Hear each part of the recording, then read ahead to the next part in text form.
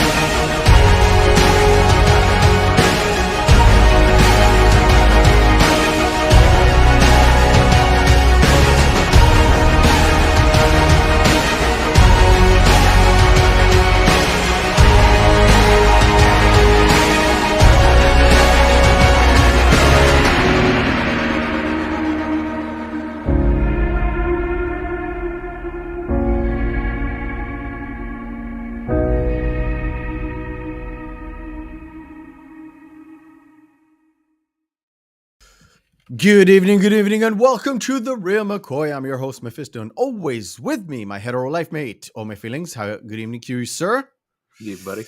The Reel McCoy is your weekly movie podcast where we ask you to go and watch a movie. You watch it, come back to us, and we discuss it, we break it down, and we nerd out on it completely. This week, we are starting our Hitchcock month. No, it is not October yet. It's not a predisposition to Halloween. I just thought Alfred Hitchcock was a black guy. No, I'm just kidding. I'm just kidding. With some of your takes, I wouldn't be surprised, though. Oh yeah, I'm down with the hood, man. I'm really down with the hood. We're gonna start our Alfred Hitchcock. Wait, rewind. We're starting our Hitchcock month with a banger. Just like I said on Twitter, not really a banger, but one of the bangers. Vertigo. One of the greatest films ever made. Yeah. Yes. And the one thing I've actually in my kind of going into deeper research, being more prepared this week. Hallelujah.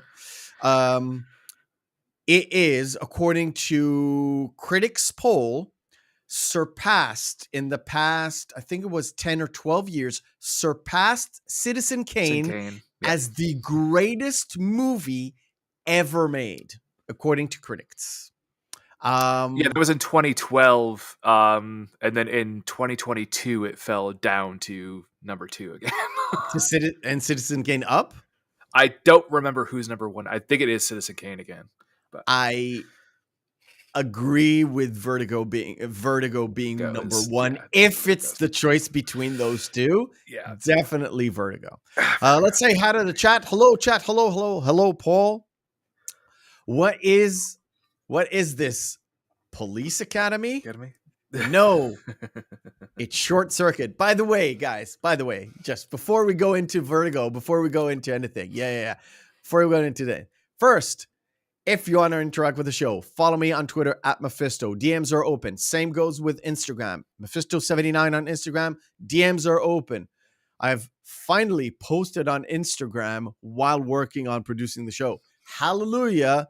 Let's see if that works. Anyway, you can always email the show at the Reel McCoy podcast at gmail.com. And now I'm going to sponsor this show with other 2 shows that I'm doing this week. Right. First of all, my personal kind of take show that I'm doing is on Thursday. It's the pre-weekend show. Sometimes with guests. Well, I had just one guest, but mostly it's by myself, ranting, raving, doing all the stuff that All My Feelings doesn't have time to do, doesn't really want to be involved with, and doesn't give a shit about, which is good because I love him to bits and I wanted to stay off that thing. And the second one I'm doing, which is technically the most I'm excited for to do other than this show, is the Monday watch party, where I invite you to come and watch a movie with me. We'll just put it on, me on my side, you on your side. I'm going to have a timer right there. And you can sync yourself to me and we'll watch the movie together. Next Monday, this coming Monday, it's going to be Deadpool, original 2016 Deadpool, not the Wolverine Deadpool, because that's whack, as they say. We don't speak of that film ever. Yes. And this week I actually watched Short Circuit. Johnny Five Still Alive? Good movie. I completely forgot 2 things about this movie that is fucking beyond me. Stephen Fisher, who plays Ben Rogers, whatever, he is the funniest thing in this movie. Oh, yeah. He's literally the funniest thing in this movie. He has the best lines, the funniest lines ever. Plague. I love you. And 2, it's the joining of Mahoney and Captain Harris. However, they're playing 2 completely different characters. And today, gentlemen, I thought comes from Police Academy, actually comes from Short Circuit. I completely forgot. Meffistoe doing his best Larvell Jones impression with the sound effects. Sir, just the fact that you know his name is a chef's kiss. Yes. And Larvell Jones will be having a moment in our show in the future. And a little bit. In the future. Yes. All right, cool. So, Vertigo, how many times have you watched it this week? 4 times. I love this movie. I watched it once and a quarter. I wanted to get to see specific scenes and see if my suspicion was raised, because I haven't seen this movie since high school, since film class. Yeah, and I remember it being a standout because we watched for film class 3 Hitchcock films, which is The Birds, Vertigo, and Psycho. By the way, this week I watched The Birds as well.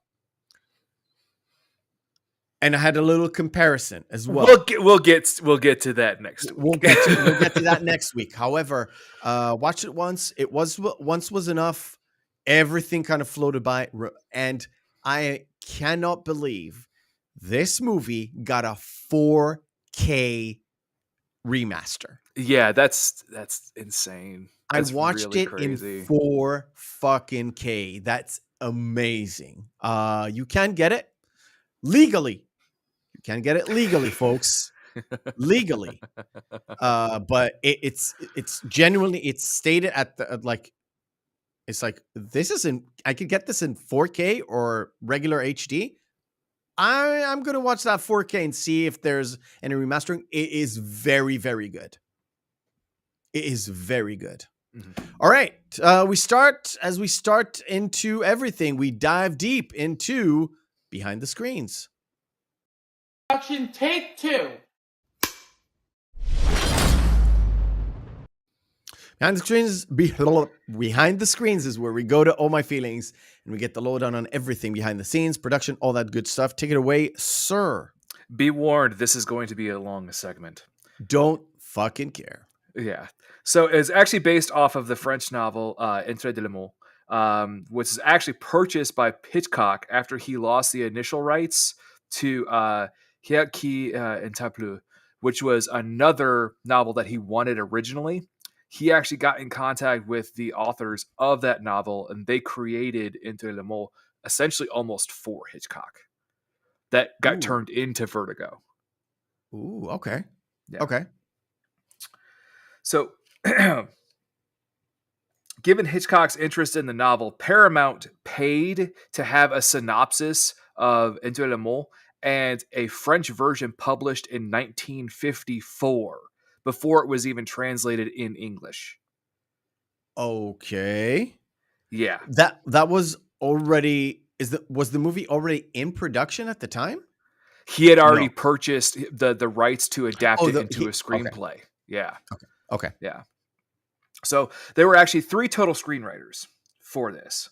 The first was Maxwell Anderson, and he actually wanted to title it Darkling, I Listen. Okay. Hitchcock hated his revision of the script. Vehemently hated it, turned it down. Mm-hmm. So they brought in Alan Koppel, and his script was also rejected by Hitchcock because he thought it was too much of a literal adaptation of Entre l'amour. So it went to Samuel A. Taylor's script, and then he actually added Midge. Midge didn't exist. Like the character, the version of Midge doesn't exist in Entre l'amour at all. Okay. Hitchcock loved it so much, bought it immediately. And then Taylor actually went to the Writers Guild and wanted sole writing credits for it. And they said flat out no, and they included the other 2? No, they included Koppel.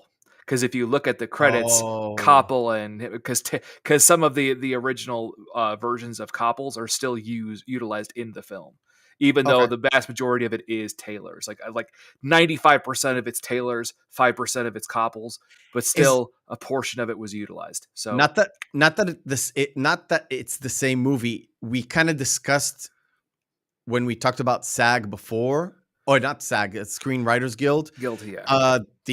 About Wag the Dog, where a few portions were still remain, so they had to include the other writer as well as David Mamet. I don't remember her name, but yeah. Okay. Yeah. Keep going. So Vera Miles was originally supposed to play, and it was under contract, a personal contract with Alfred Hitchcock to play Judy or Madeline. So essentially, they were going to start production, but she got pregnant. Then Hitchcock got a little bit antsy, did not want to wait for her pregnancy. You mean aggressive and assholey? Yes. Yeah. That's going to be a recurring theme. Hitchcock being a complete and total piece of shit. Yeah. So he actually decided, he actually heard petitions from 2 other actresses that were very, very, very, very famous at the time. Mm-hmm. One being Audrey Hepburn, and the other one being Marilyn Monroe. Didn't she die at 55? Yeah, but this was getting cast in 54. Oh, that's right. Okay. The reason why he didn't want Monroe is because he thought that Monroe would overshadow everything. Because this would become a Monroe picture. It wouldn't be an Alfred Hitchcock movie. Which I get it. Ego. I get it. The same thing with Hepburn.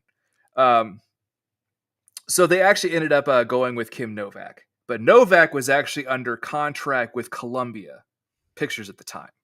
Okay. So what they had to do is they had to broker a deal where Jimmy Stewart, I will never call him James Stewart. He's always going to be Jimmy Stewart to me. It's Jimmy. It's fucking Jimmy Stewart. Yeah. Agreed to star in a picture with Novak after the wrapping of Vertigo if Novak was in Vertigo. Okay, cool. So they ended up doing a film right after this for Columbia Pictures. And the name of the film is? I can't remember. It's really bad, though. Obviously. Yes. Obviously. So at the time, the film had a gigantic budget. It had a $2.5 million budget. In 58 or 50, whatever. Do you know why? Special effects. Yes, because Hitchcock hated being off set. What? Because he always wanted to be on set so he could control everything. So the most of the actual interior shots, they're all shot on set. Most of like the exterior shots, they were all done in a 16-day period, and that's it. Everything else on set. Okay. I mean, there are lots of sets, but there's plenty of. They kind of combine it. So let's say the Sequoia shots aren't. They look so fake for us. Yes, but at the time you couldn't tell. At the time you couldn't tell. Yeah. The same thing, everything too with the mission, which we'll discuss in a second, which is astounding how they pulled that off. And also with the work with all the miniatures they had to create for this was astounding work that they had to do to make this film. The film, unfortunately, was a giant box office bomb.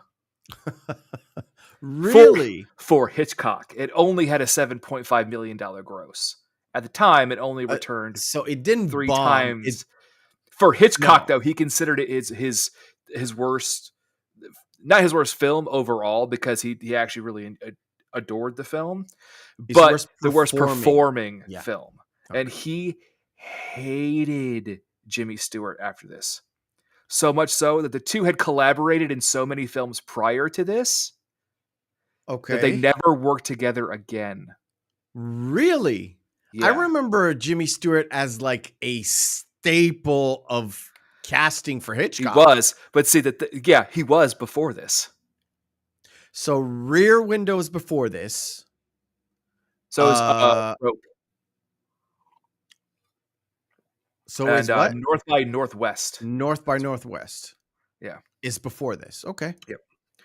So then we have, moving on to, he also blamed Kim Novak, where he flat out would go in interviews saying, I don't know why I cast her. Yeah, I know why, but continue. We'll develop it while we... he wasn't as creepy with Kim as he was with his other leading actresses, I'll just put it that way. He wasn't as bad, but however, he was still pretty bad. Can you agree with me that she is not the greatest actress in she's not. She is not that great of an actress, no. The actress playing Midge is way better. Yeah, it's Barbara Geddes. Yeah, she's as great as Midge. Conveying emotions. No, that's right, Paul. I'm sorry. I always misplaced the... Sorry, misplaced the actor there. You're right. Thank you, Paul. I totally remember him as being at North by Northwest, but okay. Thanks, man. Okay. So moving on, good things about the film. Vertigo popularized the utilization of the dolly zoom. The shot where it looks like it's going focusing, but it's not, because it's actually just a dolly zoom, just moving in and out. That's actually on a miniature set, by the way, and they had to shoot it horizontally, so it's going like this.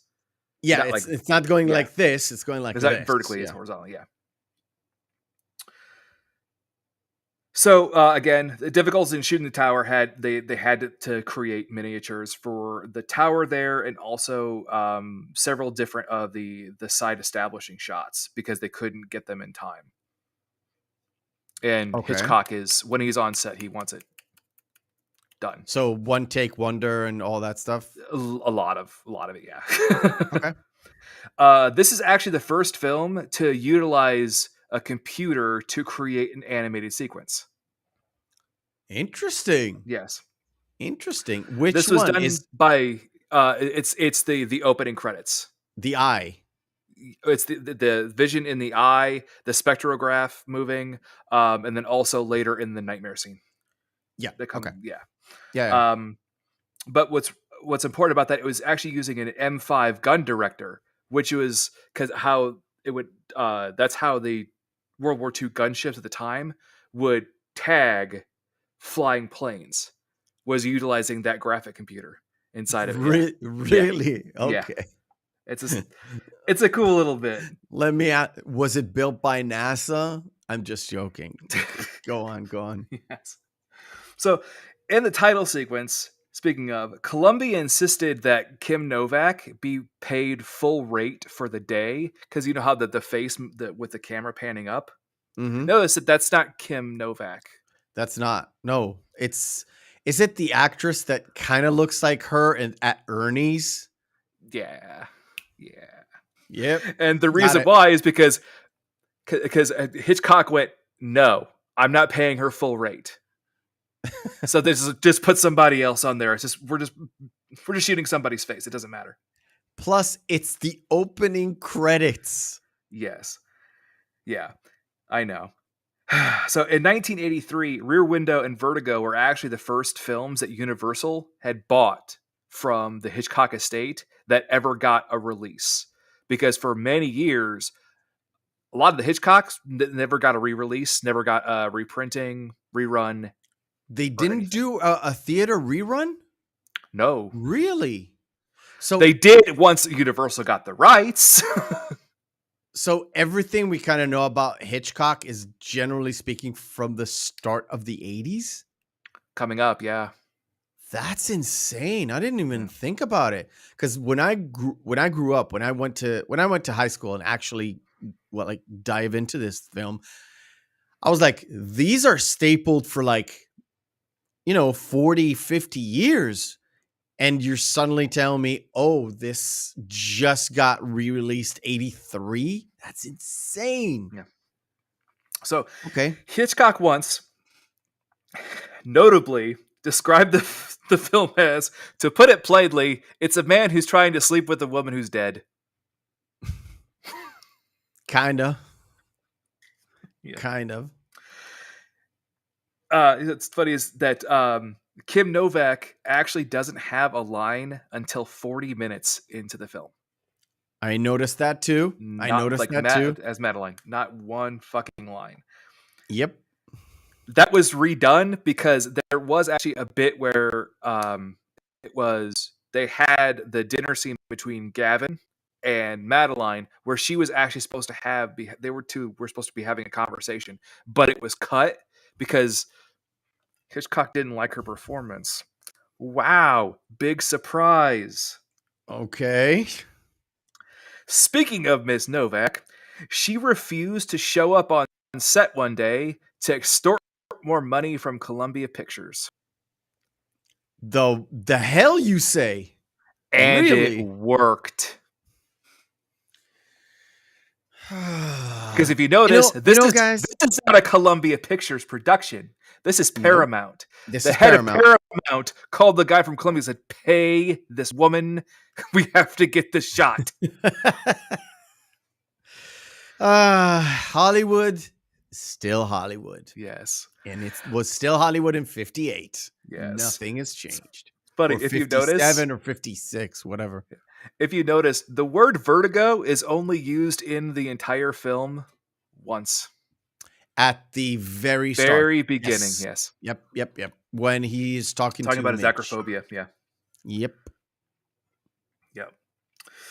So, what's interesting is there are basically all of the names from Into the Mole are completely changed except for Madeline's.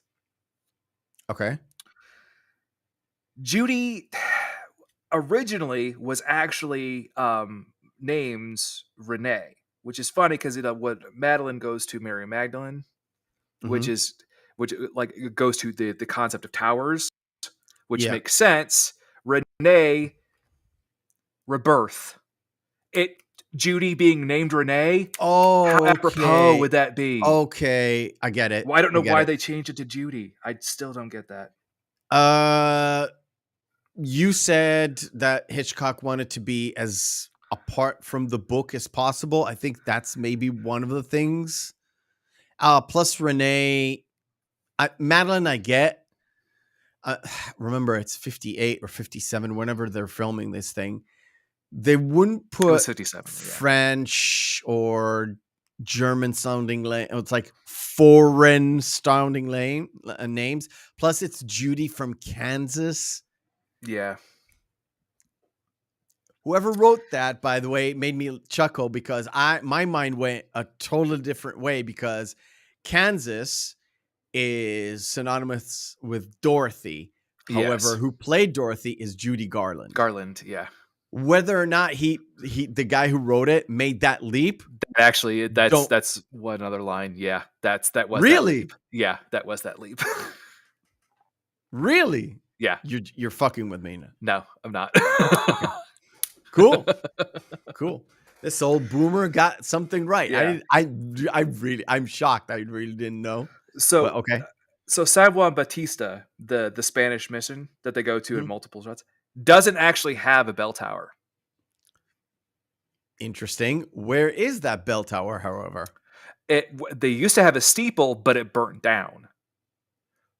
Okay. So that was actually just built on a set, but it was superimposed using different shots, so it looked like the actual building had the tower. I get it. So I get it. Okay, cool. Yep. So Hitchcock spent one entire week of shooting to get the right lighting and effect when Madeleine is staring at the portrait of Carlotta for the first time. I wish I was making that up. That's dumb as fuck. I'm sorry, that's dumb. But that's directors for you. Yes. Maybe that's why they don't let directors direct anymore, because like this anymore because of they would do something like that. Yeah. Yeah. Speaking of lighting, it's very, very crucial in the film. If you notice the first time when Scotty sees Madeleine walk up, there's a big bright light and a halo effect almost around her. Yes. When Scotty hears the history of the Carlotta, there is a glooming, like a darkening effect around him, where a shadow goes. And as soon as around him and Midge, it highlights, is it Pope, right? Pop. Yeah. It kind of highlights Pop as well. Yeah. And as soon as they walk out, notice how the screen immediately brightens. Yep. I did notice. You know what? It's the first time in a lot of time where I watched this going back to my film school roots. And I was not only criticizing, I was looking at a lot of stuff because let's face it, this movie is about 2 hours and it's very, very slow and methodic. Oh, it's slow. It's a slow very burn. Slow and methodic. So I've noticed a lot of things because I was just sitting there. And again, maybe it's because it was 4K, but I don't think so. I noticed a lot of stuff that was like, oh, this is weird. Maybe it's the print was off. But no, this looks very, very deliberate. It's intentional. If you're looking for it, if you're actually looking for it. Yeah. And we also especially in the dream sequence for Scotty, where it goes a little bit freaky, a little bit more LSD-ish without saying LSD-ish. Yeah, but it's fucking good. Yep. And then we have obviously where Judy is now officially like dressed up as Madeleine when she walks down the hallway towards Scotty. That green glowing effect from the neon in the background, giving her that almost like angelic but otherworldly look. Yeah. It looks like ghostly. Yeah. And she's a little bit, when she enters, she's a little bit opaque. I'm not sure we can grab it here, but she's a little bit opaque, and then she's like in fully, 100%. Yeah. As she walks into the room. If you notice too, like a lot of the characters in the film, how they speak about each other, but they never actually meet each other. Yeah. So the husband, Gavin is Esther, Elster, right? Elster. Yeah. Gavin doesn't meet Midge. Mitch doesn't meet Madeleine. However, she does see her going out of Scotty's apartment. Yeah. She has that little smirk and she drives off. She doesn't stop her. She doesn't way talk to go, to her. Johnny O. Yeah. It's like you're not screwing me. At least you're screwing somebody somewhere in that. Their friend zone was weird. It was real. Like, it also is like, girl, you thirsty. You thirsty. He's thirsty as hell. Yes. Anything else? There are some other tell notes. Rains to stop calling you mid-show. Yeah, I know. But I took a shot. I'm sorry. The other issues that really come up are I want to talk about during the actual course of the discussion, because they're really more important in context. So cool. We're almost at our first segment. Let's do our first segment, and then we'll dive into this movie. By the way, we're gonna jump a lot of scenes because this movie is freaking it's a very long. slow burn. Yeah. All right. It's a long movie.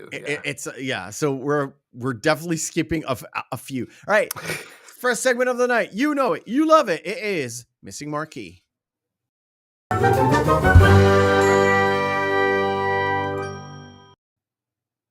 All right, Missing Marquee is where we have 10 posters of movies, have their text written off. We display them, and you guys out there and Oh My Feelings will have to guess which movie this is.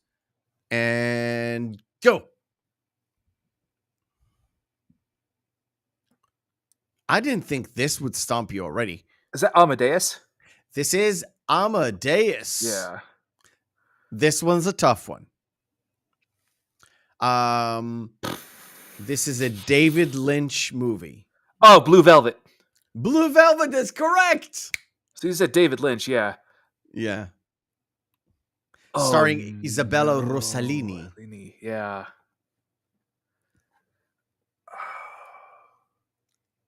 This is Michelle Pfeiffer.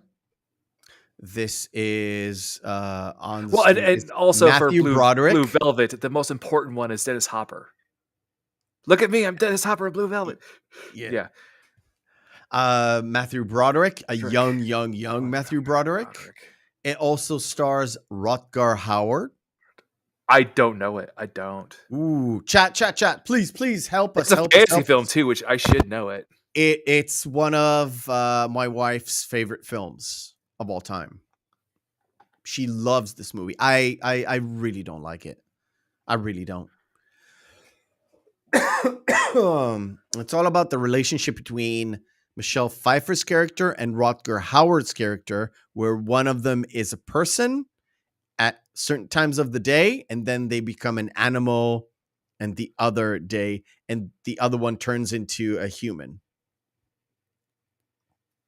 She's the hawk, and Rutger Hauer is, I think he's the wolf. The chat is stumped. This is Lady Hawk. Never even heard of that movie. It's worth a one watch. I personally don't like it. It's a lot of sword and sorcery. It's a sword and sorcery fantasy. Yeah. Yes. Will you guess this one? I thought from everything else, this would probably grind you into a halt. Yeah, I had no idea. I mean, I'm sad to say I've actually watched a big portion of this movie. It's fucking awful. It's terrible. I mean, it's Jane Fonda and J-Lo. And J-Lo. No. And for some reason, they didn't think the groom would actually be in the shot because he's like a nobody actor. I don't even remember who it was. Is this Monster-in-Law? It is Monster-in-Law, correct.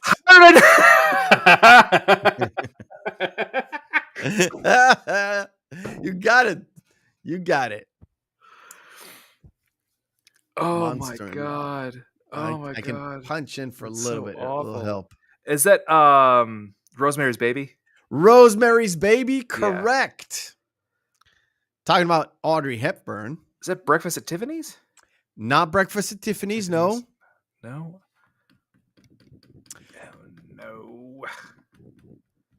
I'm awful at these. I'll give you a hint. The remake of this is starring Harrison Ford, Greg Kinnear as the two gentlemen, and I forgot the name. She's a French actress, but she's playing not French. She has like a French accent. Not Monica Bellucci? Not Monica Bellucci. She's a French actress. Monica Bellucci, if last time I remember, is Italian. Well, she's half French, but is that Sabrina? Sabrina is correct. Talked about this. We talked about this last week. Paul is fucking right, dude. Yeah. I didn't see it, Paul. Is that just The Evil Dead? It is The Evil Dead. Correct. Yeah. Oh, The Saint. The Saint. Is it the Towering Inferno? Yes, it is the Towering Inferno, and no, it is not 9/11. Notice that Universal Studios had a ride for the Towering Inferno. It's like, why did you make this? No one saw the Towering Inferno. Also, wasn't OJ in the Towering Inferno? Oh, I don't remember. I believe he was. For the longest time, I don't know why, I thought the Towering Inferno is a Hitchcock movie. It's definitely not. It's definitely not.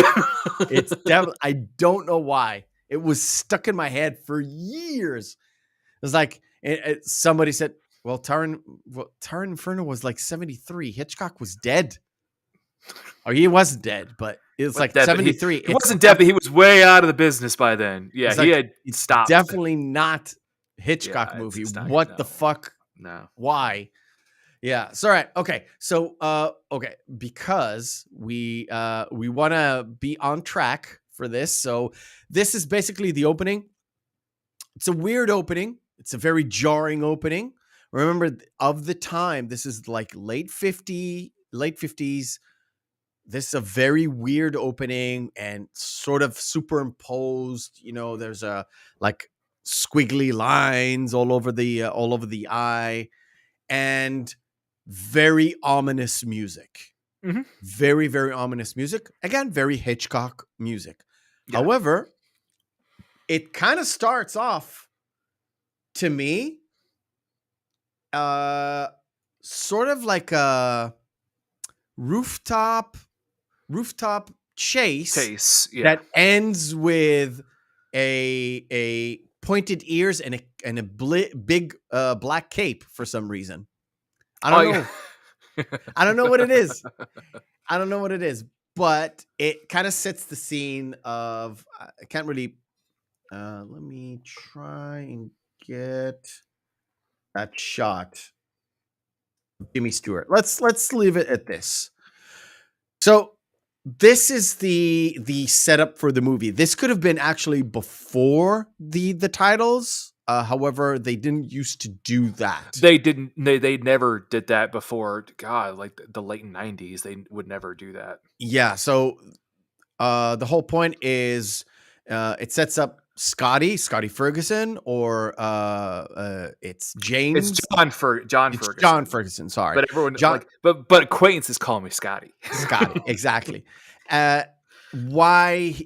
It sets up why he has vertigo, because of this chase where he was kind of responsible. I didn't think he was responsible at all for the cop dying. The cop was just trying to save him. Well, he actually already had acrophobia, and then because that's when he looked down, that's when it first triggered, and that's why he couldn't grab the other officer's hand, and that's why the officer fell. Because he was he's Spanish, like he basically just slid down the Spanish tiles. So in many ways, it wasn't his fault. Which, by the way, we're going to get to that tribunal scene because, oh my god, that's brutal.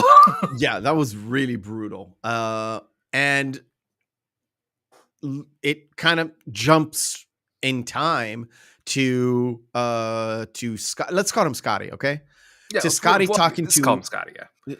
Scotty talking to Midge, like we said, the whole kind of weird friend zone situation that we've got where he was betrothed to Midge. However, I think she broke it off. She broke it off, yeah. After 3 weeks. Yeah. But they're still friends. Which is so funny is the fact that they say that they were supposed to go to college together, Barbara Geddes is 14 years younger than Jimmy Stewart. Yeah, but she doesn't look 14 years younger than Jimmy Stewart. They look like they're like Jimmy Stewart still looks like he's in his 40s. She looks like she's in her like mid 30s, maybe. Yeah, I can believe he was in the war. I don't believe she was like in support at the time of the war. Yes. Yeah. And what's funny too is that's another reason why a lot of Hitchcock was really upset with Jimmy Stewart as well, because like the reason why this failed was mostly because of not because of your performance, because you were too old for the part, and no one really believed, because Kim Novak was 25 years younger than Jimmy Stewart. Yeah, and it really shows. It shows. Yeah. Oh, it shows. The most important development here is literally establishing his vertigo again. As he can step up on the ladder. The thing is, he's actually not looking down into the apartment. He actually looks down into the alley, where from that kind of a height, it triggers it immediately. Floors, yeah. And it keeps Scotty very, very vulnerable, and for basically throughout the movies until the last 10 minutes. Oh, well, actually, he seems to be in charge after he met Judy, where he continuously asking her to do things. That's where he kind of looks strong. However, his real strength comes in right at the very end, where which oddly enough, that's what's funny is he's actually describing what is called immersion therapy. Yeah. How you can overcome your phobias by constantly just being barraged by them or encountering them over and over and over again until they become no longer a phobia. It's proven that doesn't work very well. Okay. But just a quick little not aside into that psychology, but okay. I would say what's really funny, just a quick little aside, is you know how Midge has that one bra that's sitting on her like the tabletop that has that weird strapless bra thing around it. That's actually a nod to Howard Hughes, because Howard Hughes actually developed a bra that was similar to that for another leading actress. Interesting. Yeah. Okay. I thought it was like an interesting deal. It's like, oh, it's the strapless bra before the strapless bra. That's weird. Or product placement. And no, it was just a tie-in to Howard Hughes. It was an off-color kind of. It was a kind of wink, wink, nudge, nudge joke that if you knew, you knew. If you didn't, it just kind of. It's like, oh, you mean it's Hollywood being Hollywood again? Hollywood, yeah, but this is old Hollywood, where this really is had to know. Hollywood. Yeah, that's golden age Hollywood right after the war. So yeah. And then we get introduced to Gavin. Okay. What's important, first and foremost, everything about the conversation between Gavin and Scotty.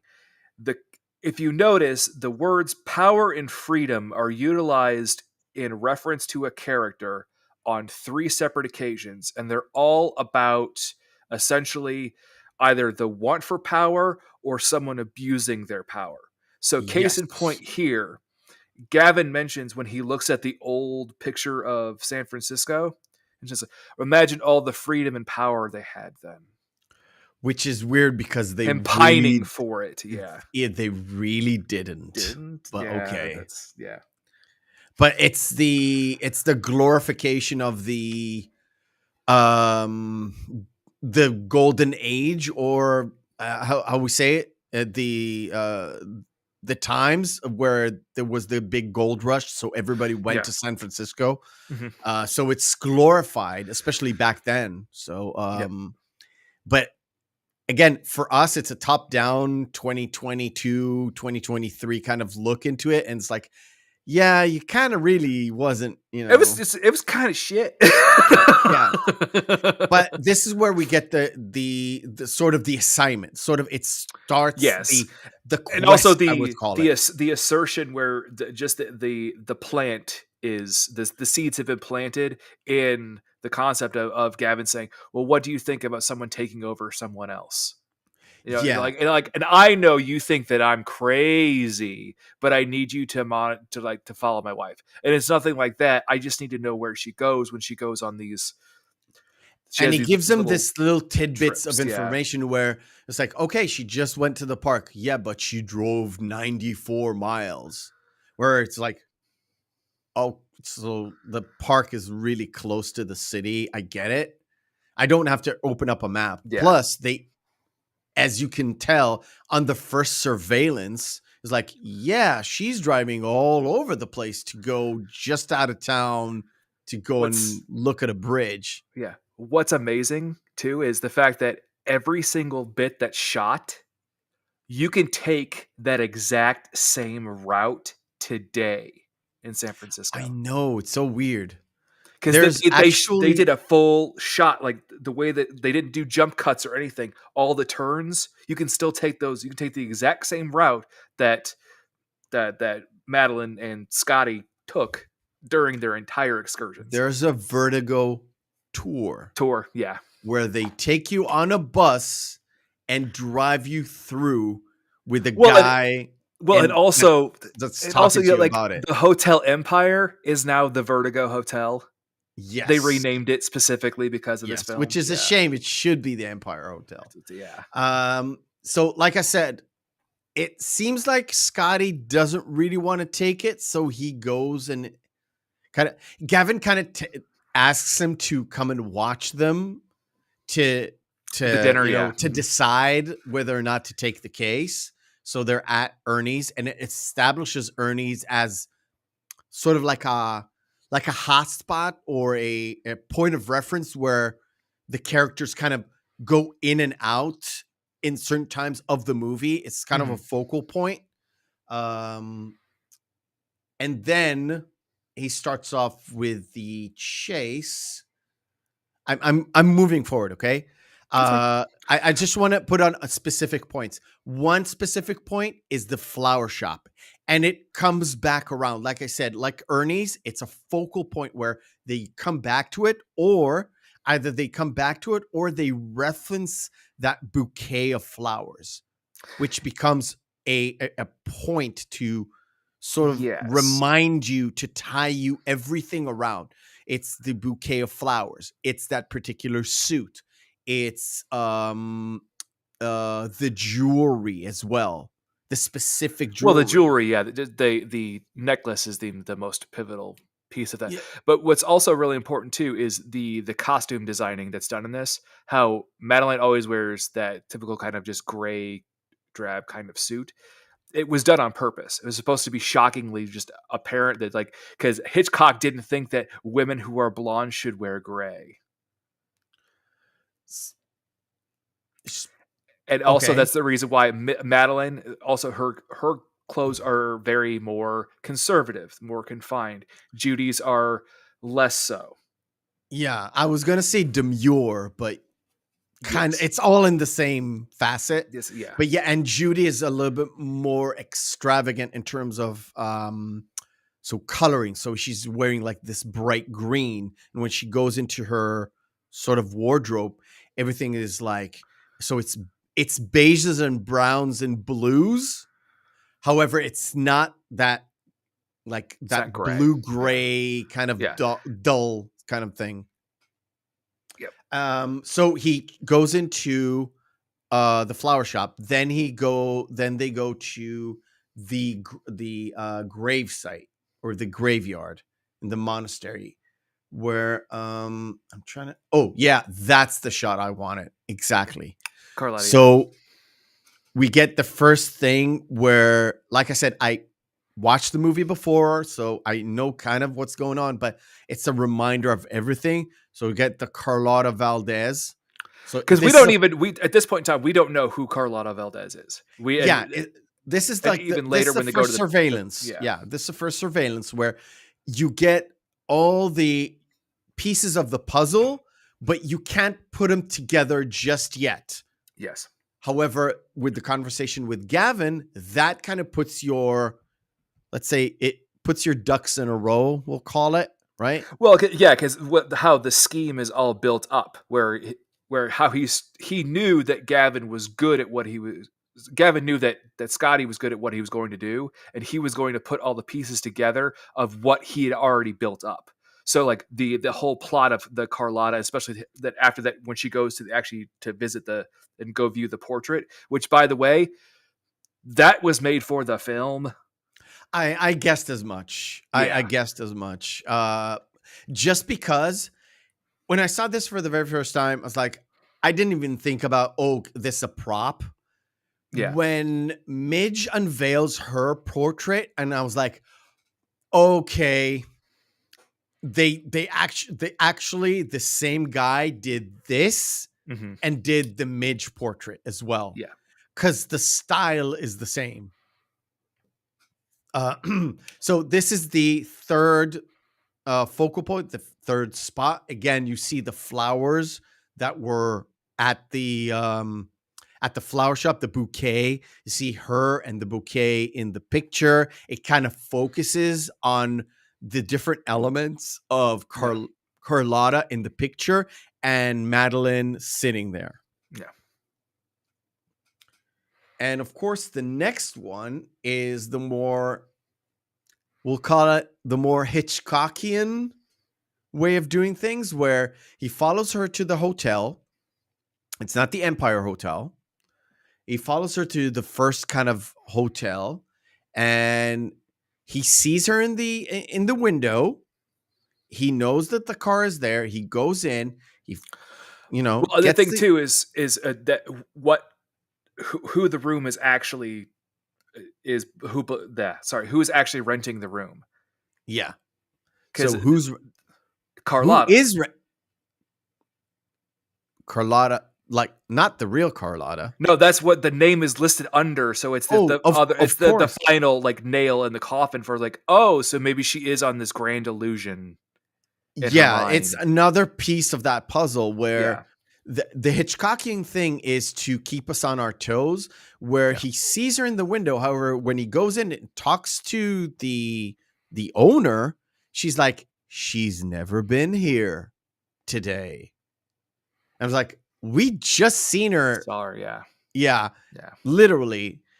And then when he walks out, the car isn't there, and I was like, I don't remember this being a real mystery, real kind of a suspense, real thing. But it kind of dawned on me as soon as he drove out to because then he drives by where Gavin lives, and he sees the Jaguar that Madeline drives sitting there, and she and the bouquet of flowers are sitting there. So I was like, wait, did I see her at that hotel? Yeah, and this is where Hitchcock kind of plays on us as viewers to maybe lead us into something else. So maybe there is something supernatural. So maybe this Carlotta actually is real. Yeah. Yes, exactly. Yeah. And this is where I thought, Alfred, you son of a gun. You're trying to keep the crowd guessing is it real supernatural? Or is it fake, or what's going on? Let's continue watching. This is his way of like, this is long. Like we said, this is half an hour, 40 minutes into the movie already. And A, Madeline didn't say anything. And B, Scotty didn't say a lot either. He's got the two conversations, and then the third one with the owner of the hotel, and that's about it. Oh, and by the way, what Scotty did, completely illegal. 100% illegal. Flashing the badge, yeah. Impersonating a police officer, Scotty, you're a real piece of work. So he goes back to Midge, and he tells her, I want to know who would know about the history of San Francisco, not the fake history, not the history everybody knows.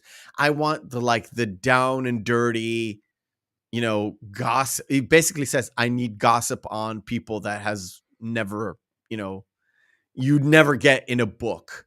So she suggests, well, I know just one guy. It's Pop Heldner, Heidner, Leibender. It's like kind of a German name. So she also kind of coerces him to go with him. Because her interest is to know what he's doing, because he didn't tell her he's on a job at this point. Yeah. So they go to Pop and they have that conversation, and he tells them about the history of Carlotta and all that good stuff. And that's another piece of the puzzle for us as viewers, right? For us who watches the movie. It's like, oh, this is interesting. So it's also the big giant setup too, where in the end, where also this is the second reference to freedom and power. Yes, exactly.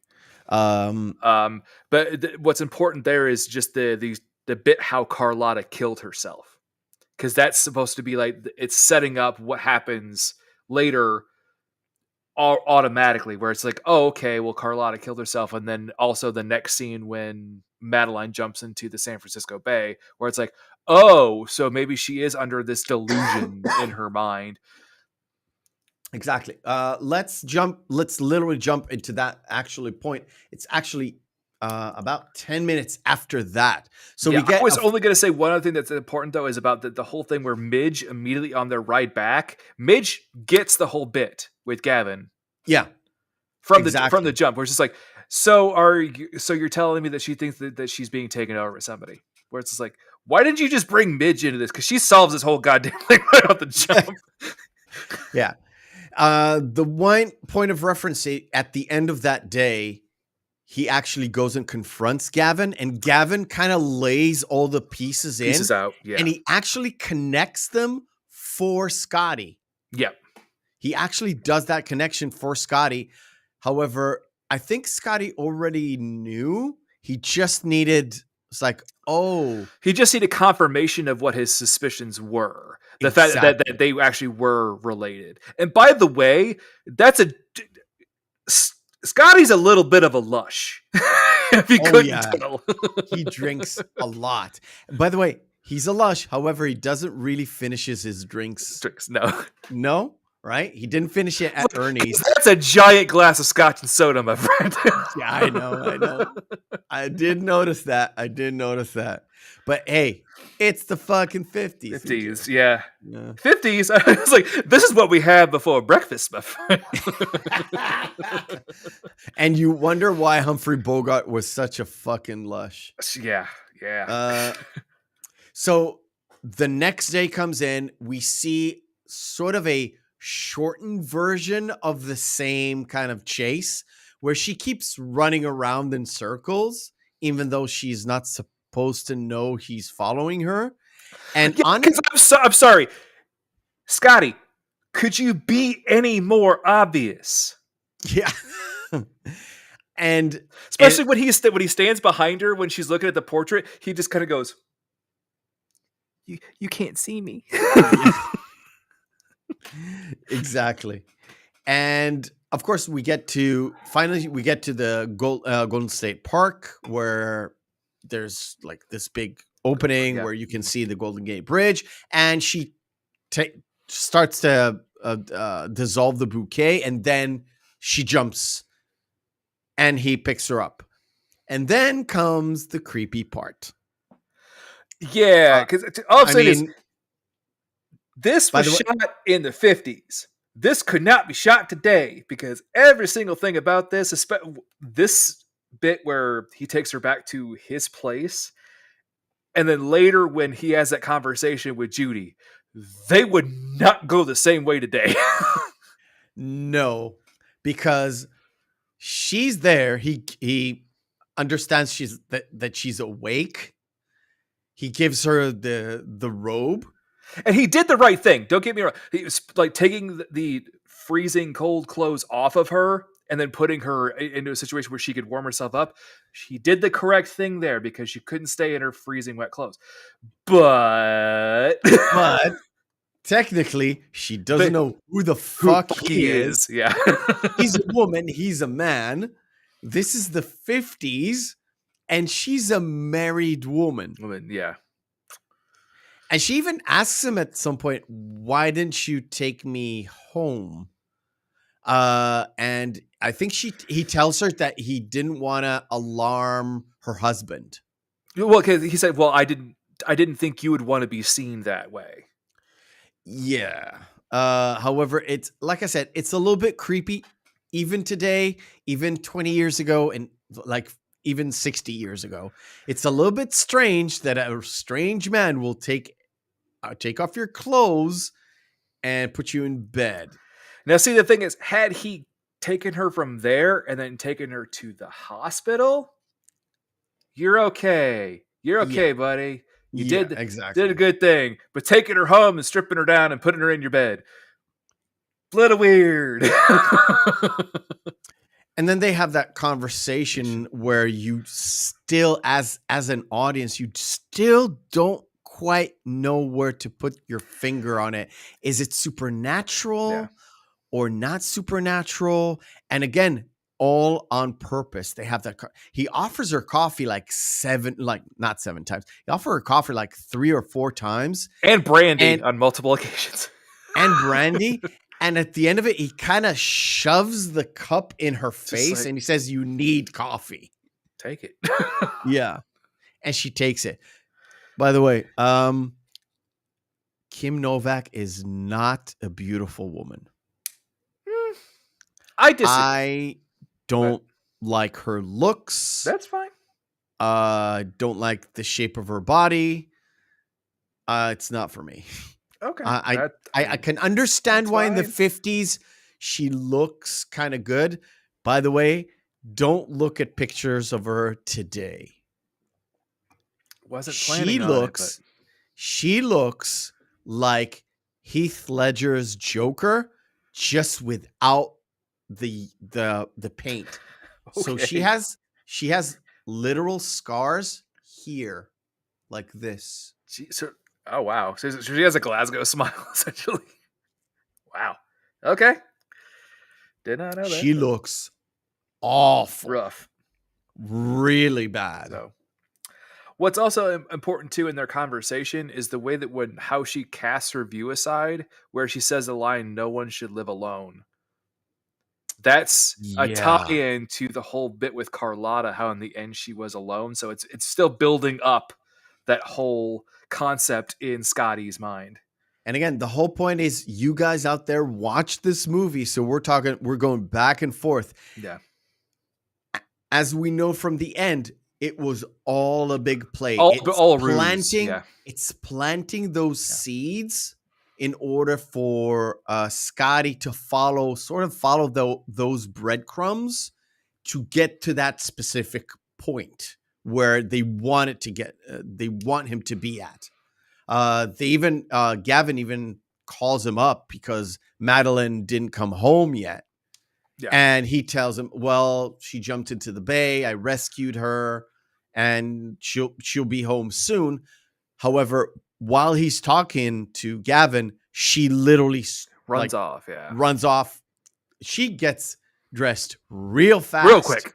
Real fast. And she gets away. And of course, as she drives away, we see Midge. Kind of pulls.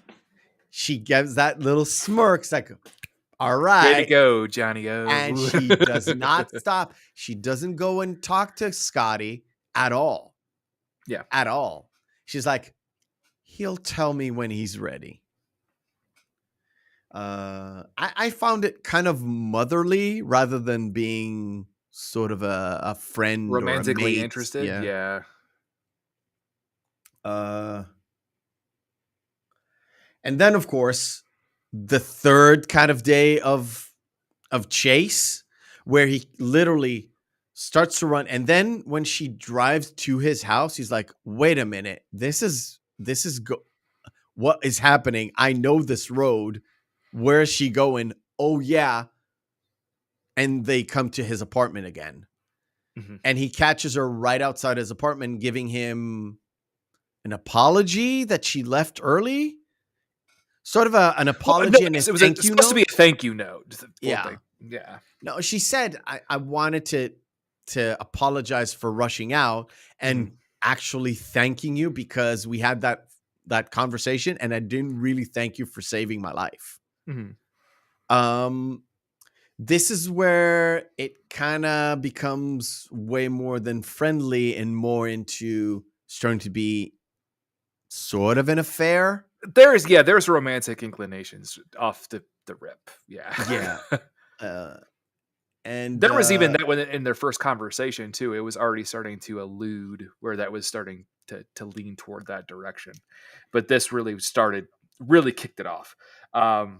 Is it the point where she tells him about her fragmented dream where she can see stuff through these little shards of mirrors?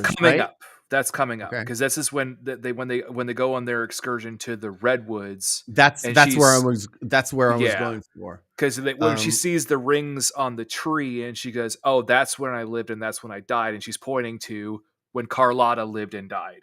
Yes, and the thing about this is one of the most famous scenes, right? I remember this scene vividly.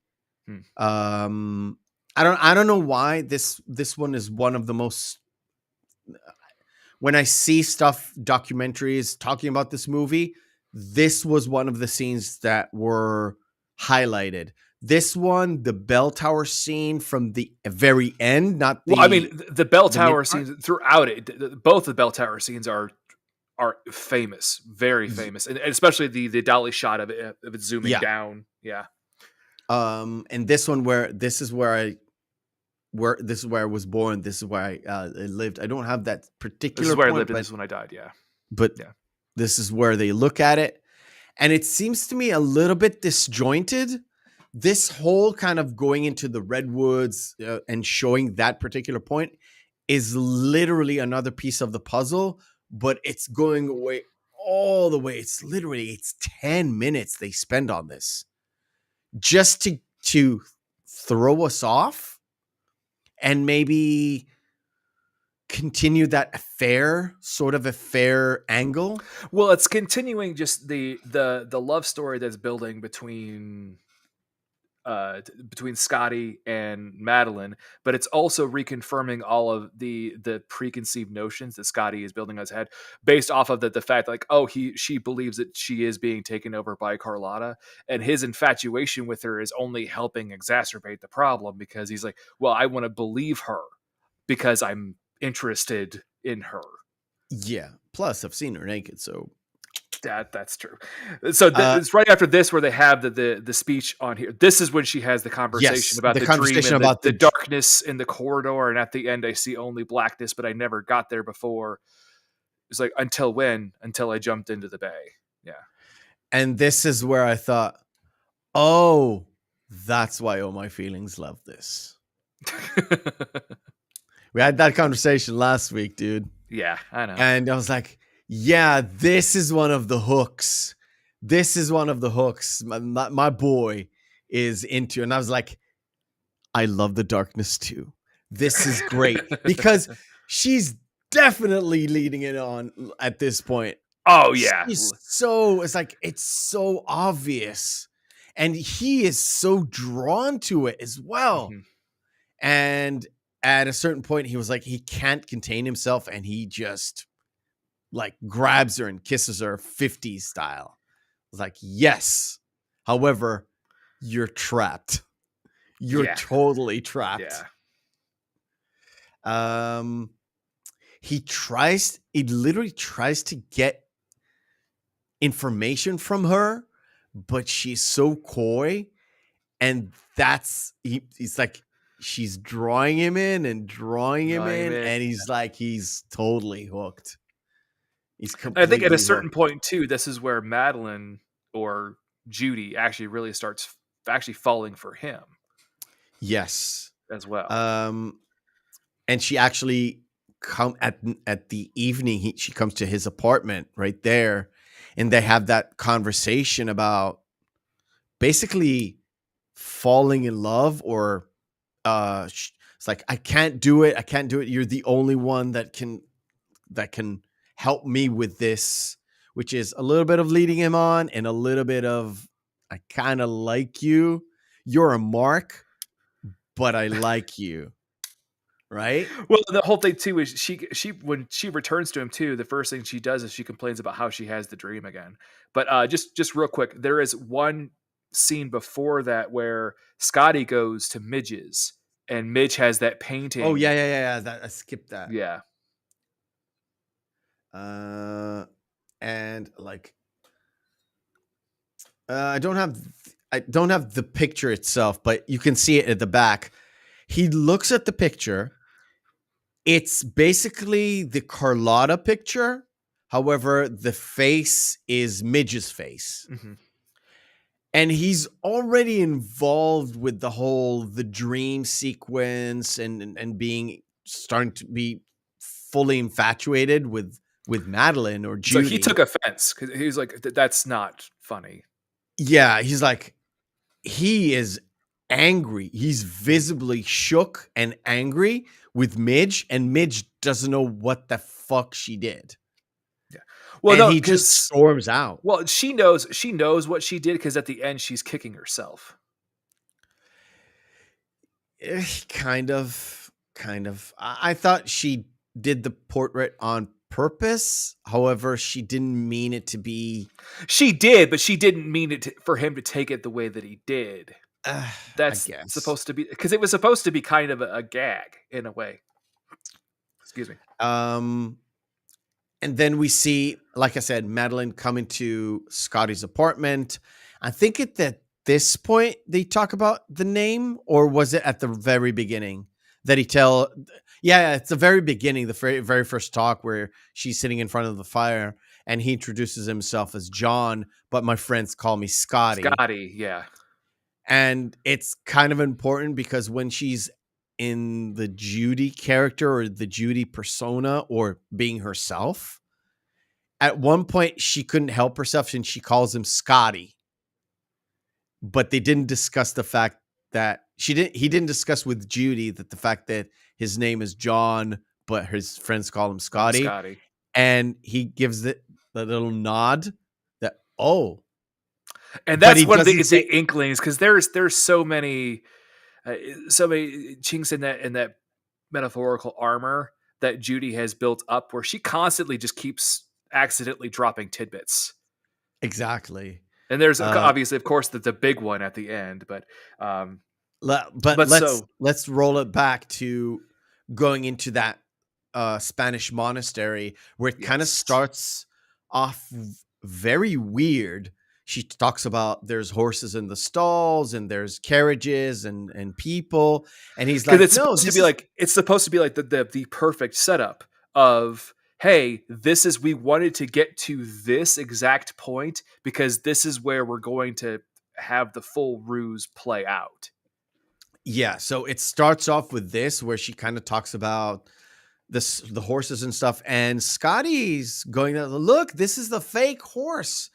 And when he turns around, he kind of loses her as she goes out into the tower. No, what's important too is there is the bit where they both have a confession that they love each other. And if you notice, the music swells and it's so reminiscent of Tristan and Isolde. Another doomed love. I did not notice. No. Yes.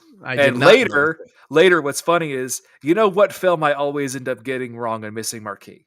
Melancholia. Melancholia, one of the lead songs on its soundtrack, Tristan and Isolde. Interesting. Yeah. Interesting. So. And of course, fun little bits. They have that moment, and then wait a minute, that's jumping into the trial. Yeah, that's going to give us basically, he chases her up the tower. She goes up the trap door, and as soon as she goes in the trap door, he's at a height where it's triggering his vertigo. which is what they were counting on in part of this whole ruse. Because what's important is the fact that we do see the presumed suicide where the actual body of the actual Madeline is thrown off. Yeah, but he sees her like swooping by the windows while he's having this panic attack essentially, and he hears a scream, and then he sees the body. Yeah, but what's so odd too is before we get to the tribunal, the really important thing is that which does make him look like very, very suspect is the fact that he just ran away. If he would have stayed, he would have eventually seen Madeline and Gavin come down from the bell tower. Yes, but I think they kind of expected him to leave after, because this is a second traumatic event where someone else has died due to his inability to either help himself or help them. So it's his failing again. Yes. And of course, there is a shot where you can see kind of the one of the priests and a few nuns kind of going into the body, and that's on one side of the shot, and on the other side of the shot is him kind of leaving away and not helping, and it's like he's in absolute shock at that point. Yeah. And we get the tribunal where it lays down it's just everything. Like, wow, holy shit, this was brutal. They're just like, yeah, by the way, this man is a complete and total wreck. He should not have been anywhere near this. He's also a failure as a human being, essentially. Yeah. He's like, he's responsible. They literally said, the judge or whatever, he says that he is definitely responsible for the cop falling. And I was like, no, he wasn't. No, he wasn't. He wasn't. What? It's like, oh, this man failed another cop, but it's okay. His captain gave a good word. I was like, what? And it convinces the jury. Yeah, which is they have the jury just deliberate right in front of everybody. It's like, that's not how that works. No. However, I don't think Hitchcock wanted to stay on that part. He just wanted to sort of give a sort of a half reset mid movie. It's like, okay, this is why Scotty isn't going to jail. Yeah. Well, then also too his reason why he ends up in the psych ward for that little bit of time, because it's just this another traumatic experience where again someone else is constantly, this one is just berating him with his failures. And then when after the trial too, when Gavin, like you already know that Gavin was kind of a sleazebag to begin with because he just had that air about him. Yeah. But then even in his conversation there, where he does not seem to give a shit that his wife killed herself at all. Yeah. And even if you're watching this for the first time and you're like, let's say younger than me, it's like, why is he not in mourning? Or why is he not angry? Why didn't he want to just clock him? Like, why didn't you save my wife? I paid you to follow her, you know? It's like, I know you're an army buddy of mine, but holy shit, this is my wife that I literally give you a task. I knew you literally saved her from death. So it's supposed to be an awkward situation, but it's awkward in a very kind of cold-hearted way. It was like, yeah, I'm going to Europe. Fuck this. It's like literally, fuck this. I'm going to Europe to get away. And later on, we kind of figure out, he goes away before anybody realizes this scheme.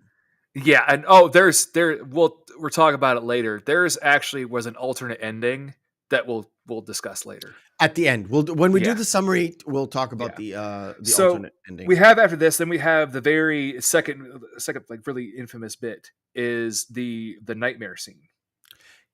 Is it before the nightmare comes between this Yes. and Yeah. that? Because he Okay, has let me try and get it. So go ahead. But with that, what's funny is that John Farren, who created the portrait of Carlotta and also the Midge head, was the one who designed and schemed out and did all the plotting for the nightmare scene. Interesting. Yeah.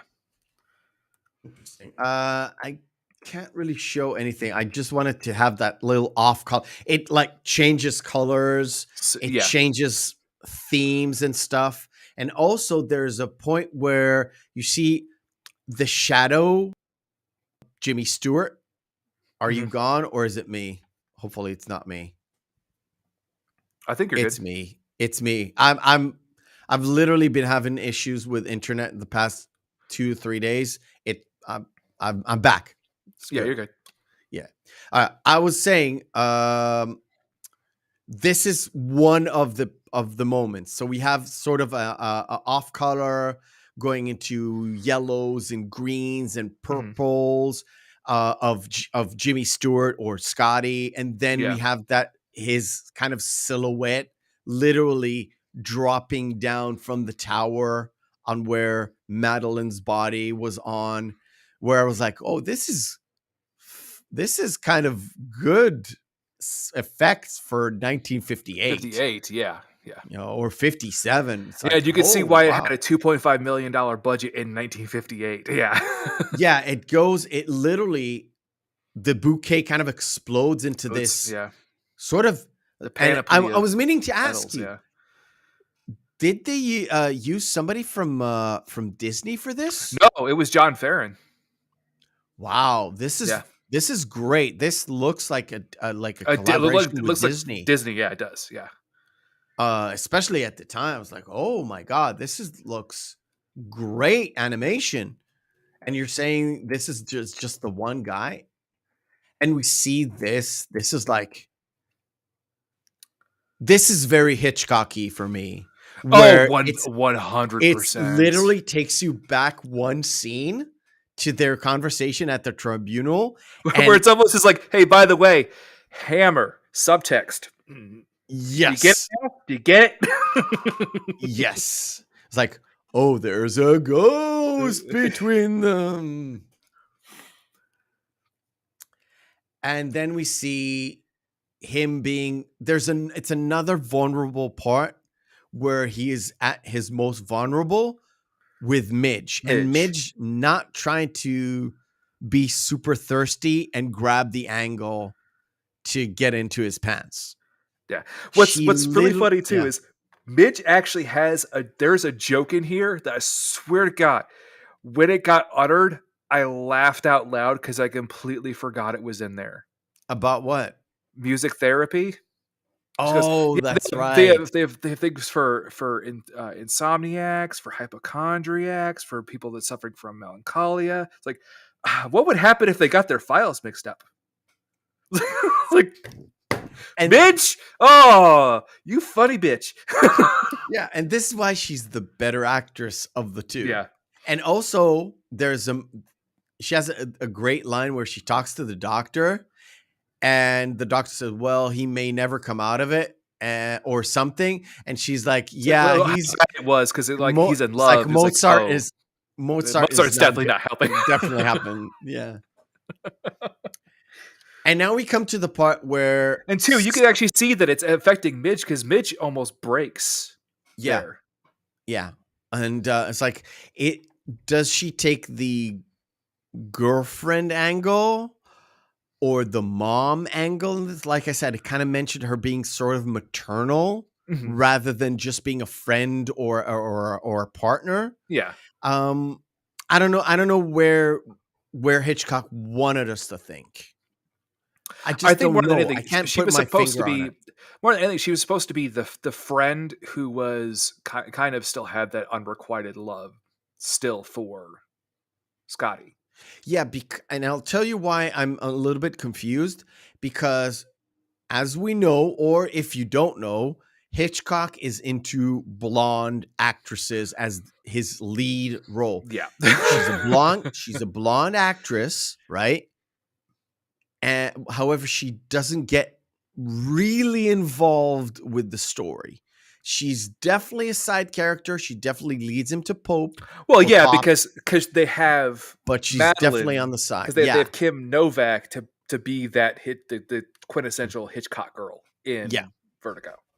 Yeah. However, Midge is blonde, and it's on purpose. Yeah, it's definitely on purpose. Okay, yeah. So once he leaves the hospital, then he's trying to reconcile what really happened. So he goes back to the scene of the crime. Yeah. Well, and he also goes to Ernie's, and he also goes back to all the different places where he's seen it, and he keeps envisioning or mistaking other people as Madeline, as a building almost kind of a neuroses. Yeah, like I've stopped it here, but it really doesn't matter. Oh, and the car Ernie's. Yeah. Go ahead. No, everything with the car where he literally runs up to that woman, like, "Where did you get this car?" It's like, "Oh, well, the man who lived here sold it to me." And she even mentions the fact, like, Yeah, she asked him, did she really do that? It's like mentioning that, and he's like stomped, right? It's like, yeah, like the man who's like Mr. Elster or Gavin Elster sold it to me because he left for Europe. Yeah. Which means he just confirms to us that he just left. He just took off.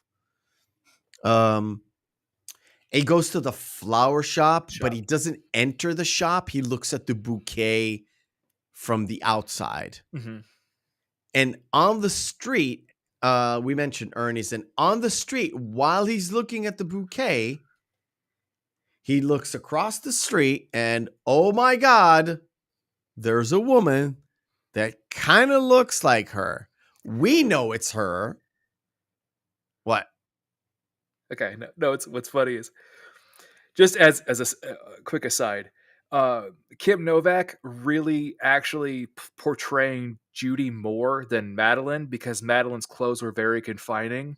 And she said, and also, this is one of the only films in the 1950s where the actress was able to not wear a bra during scenes. She's not wearing a bra in this? Nope. Whenever she was playing Judy, she was never wearing a bra, apparently. I didn't notice, actually. Yeah. I really didn't notice. But you could also see the differential, like how Judy is bright and colorful, but as you said, like Madeline was more demure, but she was demure conservative.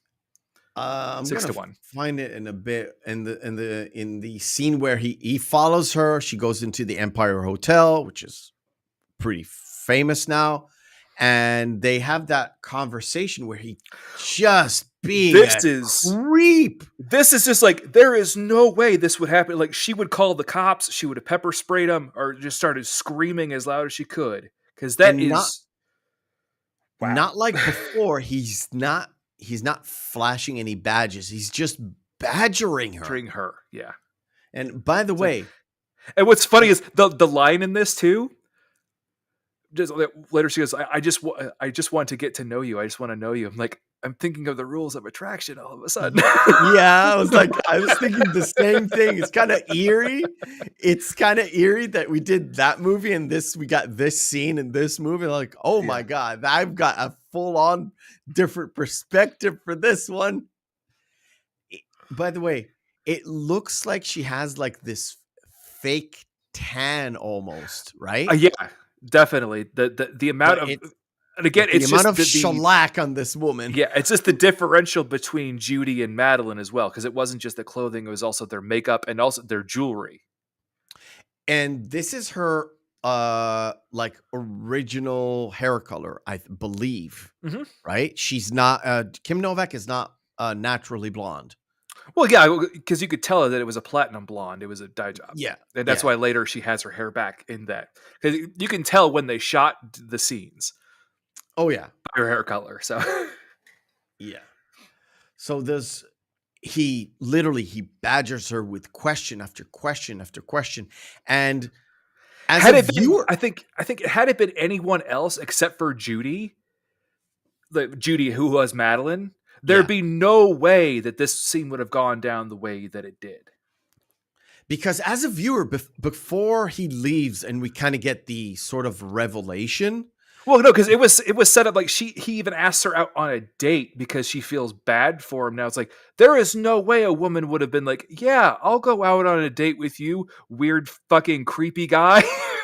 Yeah, the whole thing I'm trying to say is, as a viewer, like, what how is this? Is he getting away with this? Because this is not, even back then, that's not a normal behavior. Yeah.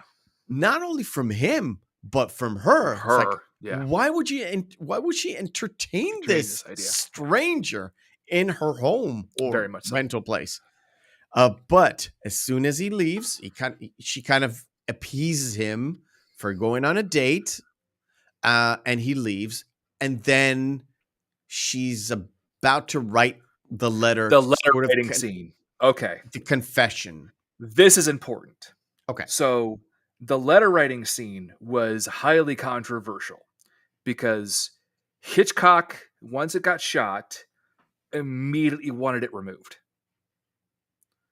He didn't want the reveal until the very, very end, when he sees her with the necklace at the watchtower.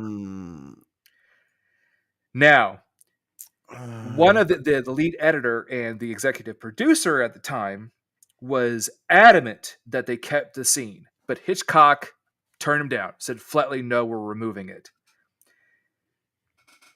Jimmy Stewart at the time was kind of a liaison between them. He even went to the EP and said, listen, just let Hitch do what he wants. It's just a picture. That's all it is. It's not worth losing this over. Because working with Hitchcock back then is like, you got it's a big deal. Yeah, it's a big deal. It's like, so you can work with him again. Just don't fight him on this. It's fine. The head of Paramount was furious. The head of Paramount came down, put his foot down, and said, if you don't add it, I'm cutting you right now. I'm cutting the whole film. We'll take the loss. Okay, so on which side are you on? Is it too soon of a reveal? Or is it just right? I think it's perfect because it explains the reason why Judy placates him so much. Because especially later when he starts changing her and adamant about making all the changes, it makes sense why then, especially right after that scene, it makes sense why Judy just put up with that and decided to go out with him. And then also the reason why she would accept him trying to basically change her into Madeline. Because no other woman would be like, you want me to look like this dead woman? That's the reason why you're interested in me? No. Yeah, I think that's the reason why this works well here. Because if it weren't to the end, you'd have to understand, you'd have to just constantly question, why is Judy doing this? I was still asking the question, why is Judy / Madeline, why is she placating him, knowing what she knows and not telling him? Because she wrote the letter, but she didn't give him the letter. She decided to rip it apart. Not confess. Another thing to rules of attraction. I know. Stop it. Why placate him? Why go along with it? Because she was in love with him. Okay, I guess. Yeah. Fine. That was supposed to be the whole bit. She actually did fall in love with him. Like she fell for the mark. She did what you never do in a hustle. Yeah, I guess. Yep. All right, cool. We're going to stop here because there's just a little bit of movie left and we want to focus it all on that. So we'll do our second segment of the night. It's Screen Fighter.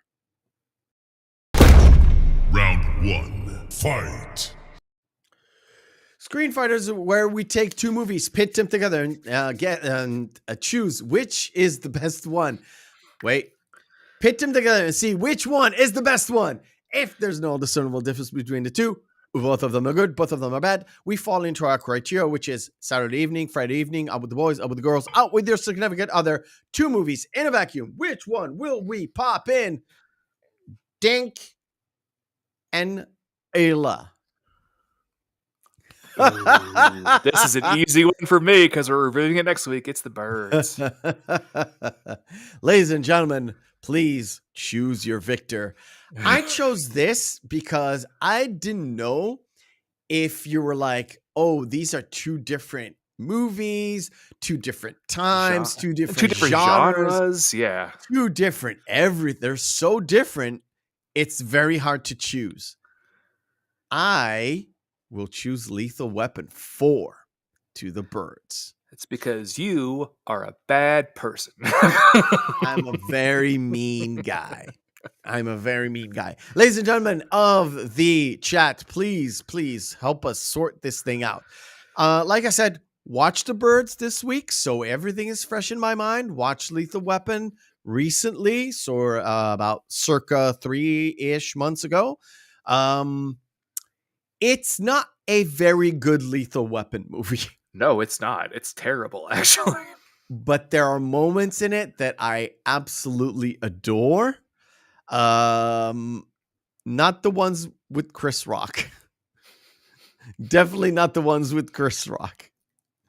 I would hope not. Chad, please help me. 20 seconds. This one is a hard. Yes, I know, Paul. That's why I put it on. It was so perfect. Paul, I know you're here. Just give us one, and I'll put it on, and I'll be fine with both.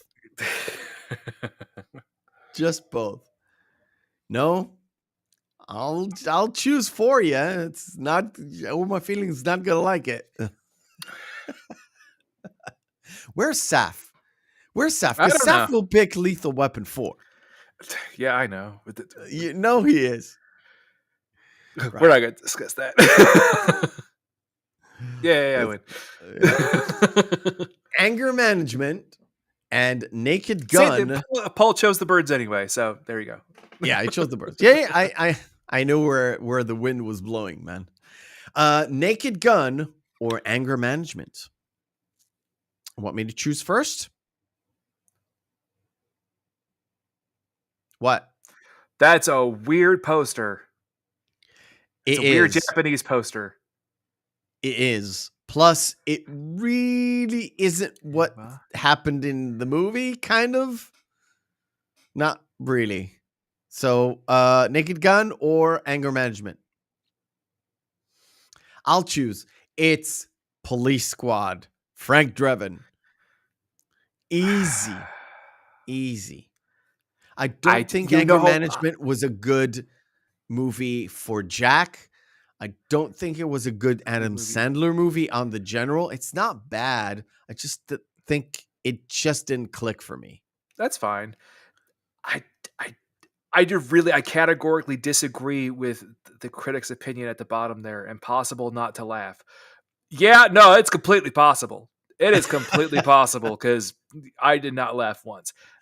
But you know me, I really don't like pun-based stuff too much. Yeah, you're an airplane Zucker brothers, Abrams brother, not brother. No, overruled by the chat. No, so you can add it. That's fine. You can have that one. Never mind. It goes both ways. Spider-Man: Homecoming or Big Game. Both not so good of movies. I never saw Big Game. Okay. It's terrible. Awesome. Where are you going with this? DC Bat or nipples. Marvel? Bat nipples and a credit card.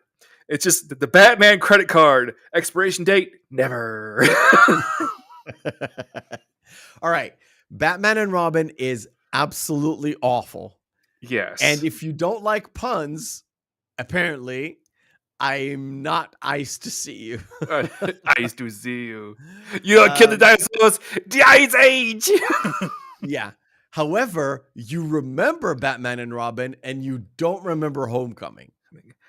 Because Homecoming was the first in the new series, right? It has the MCU tie-ins, but it's a Sony production.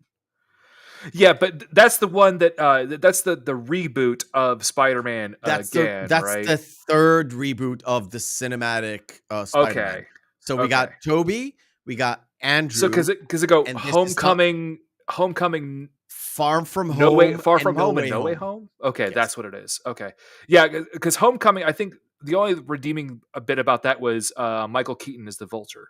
Yeah, and I was Homecoming. just saying both of them technically have Batman in them. Kinda. George Clooney is not a good Batman, so Michael Keaton as the Vulture is a better Batman. Actually, what would have been better is if this was Spider-Man Homecoming versus Birdman, because technically they both have a Birdman in them, and they're both played by Michael Keaton. They're both played by Michael Keaton as well. Chat says Homecoming. I'm gonna go with Batman and Robin. Ice to see you. We're gonna go two more. Dawn of the Dead. We covered it. Or Moon with Sam Rockwell. Moon for you? Which do I think is the better film? Moon. Which film would I turn on to have fun? Dawn of the Dead. Because some of the stuff that I told you, seeing some of Tom Savini's early work was just it's always just fun. You kind of turned me on to that one as well. Yeah.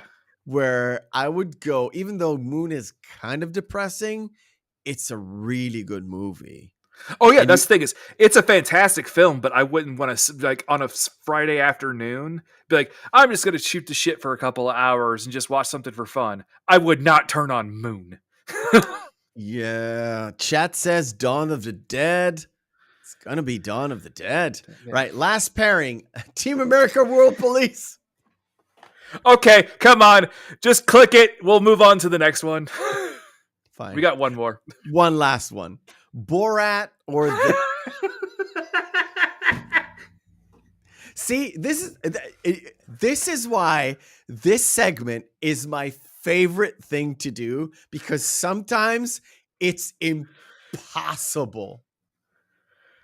Which one is the better film? It's The Pianist. Yes. Which one would you pop in on a Friday with your boys? Fucking Borat. Easy, but it'll be yeah. I pressed Borat. It's Borat, yeah.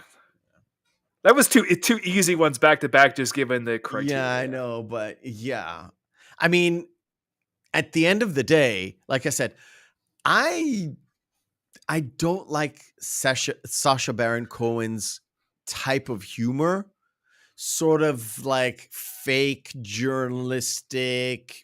Faking to be this character, going in and dealing with real life people who don't understand what the fuck is going on. Yeah. It's not my cup of tea.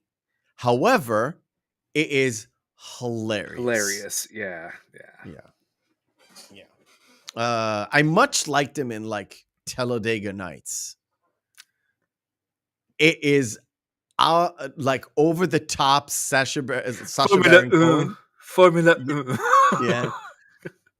It's like going super fucking crazy. And yeah. See you, DK. See you, DK. Don't worry, man. Thank you. Right, cool. So we are back here. So she tore up the letter, and then we get a full on, there's 20 minutes of gradual change. So they both again go back to Ernie's to go and have that lunch, and where he divulges a little bit of information, but he's trying to get more information out of her. Yes. Let me put this on. And what's interesting too is the fact that during the dinner that they have there, this is supposed to be their first date, for lack of a better term. They don't speak to each other at all during that meal. However, in fact, he looks up and sees someone who looks like Madeline. Is like, and there's the dichotomy of, oh, is it Madeline? But no, she's the Madeline, but he doesn't know who to choose. And when she comes into focus, he's like, oh, that she looks like, but it's not her. Yeah. And then what is it? Is it the hairdresser first? No, it's the shopping. I'm going to take you shopping. Like, Yeah, where he escorts her into her room, and then this is like it's the reverse Pretty Woman in so many ways. yeah, You know? it's so weird because it seems so out of whack. And again, it keeps us on our toes on what's actually going on, because we know she loves him enough to tear up that letter and not tell him the truth. And we know it's actually Madeline. So Judy is Madeline, Madeline is Judy. We know it's the same girl, and she knows who he is. And at this point, she calls him Scotty. Yeah. Well, and there's also just that entire, you could tell when things are not exactly what he envisioned, how he remembers Madeline 100%, how angry he starts becoming with other people. All the dress, like, no, that's not perfect. It's not the right one. But these are all nice, John. I can take any one of these. No, it's not perfect. Yeah, where he goes like super obsessive. Let me jump into it. There's a moment where they kind of what I showed it, where they stroll into this park. Oh, by the way, do you know what is that big fucking structure that they put up there? It That's kind no, of looks like I a big know. mausoleum or something. No, I know what it is. It's actually it's an art dome, but I can't remember the name of it. It's Okay. in San Francisco, but yeah. It seems so off to be in the city, but San Francisco is San Francisco, so we don't argue. So yeah, then they go to the flower shop, and this like, no, this isn't right, like you said, where he seems to be agitated. I don't mean angry, but like agitated. It's like he wants it to be a certain way in a certain time, and it doesn't quite work until it actually works, right? And then they go, and this is weird, but it's this whole scene, where it, like all of them, it's like, no, that's not the correct shade. Like, do you have an older one? I think we have an old model like that. Let me go find it. And they find the one that's basically was Madeline's suit. And you're like, that's it. Yeah. And at this point, it's like, it's too far. It's too eerie. Why is he trying to transform her into this woman? Maybe he feels guilt. Maybe he feels that. But I feel as in the moment he brought her to the hotel room and she said, Scotty, it clicked for him. He wanted her a certain way because he wanted her to confess, not as Judy. He wanted her to confess as Madeline. Well, no, I think it's actually that this is really more obvious in the novel, Danger de Mole, where it's him and his own neuroses, where he's still absolutely obsessed with this woman that he can no longer have. And it's just that this lost love and also his own sense of loss and guilt that's fueling this going forward. And this woman playing along with it is just perfect for him. And she in this scene, she actually, it's in his apartment, and she's like, you're trying to turn me into her. Why can't you love me for me? Which is what you would expect from a woman that he barely knows. Technically, right? Yeah. You can see him going on another date with him where they dance, but they don't talk, right?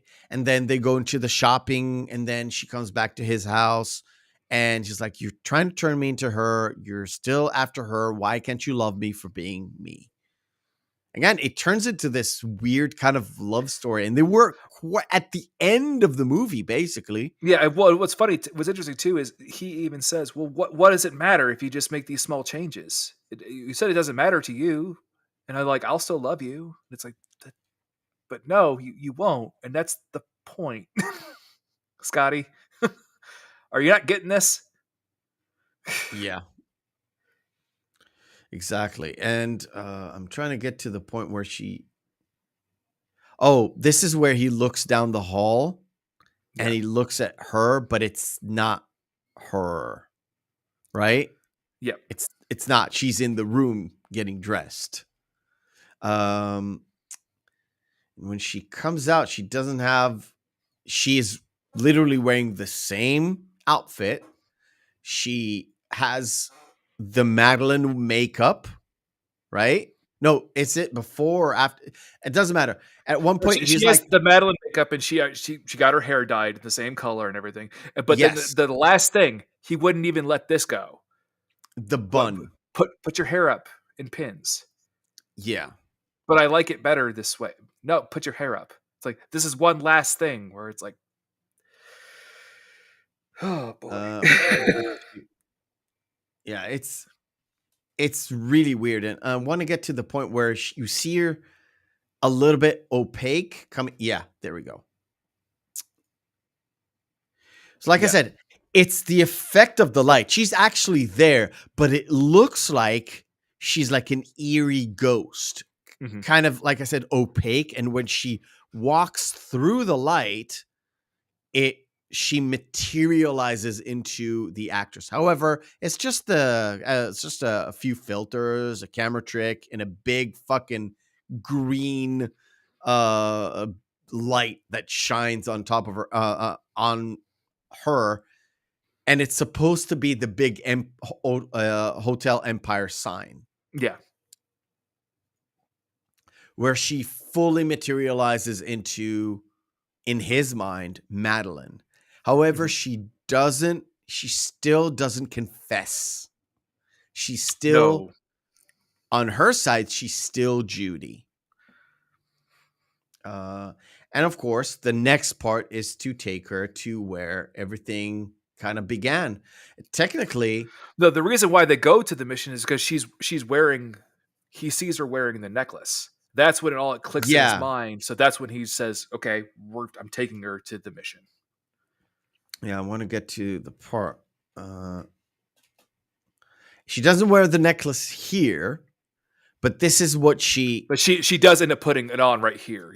Yeah. She puts it on right there, where it literally is... It clicks for him.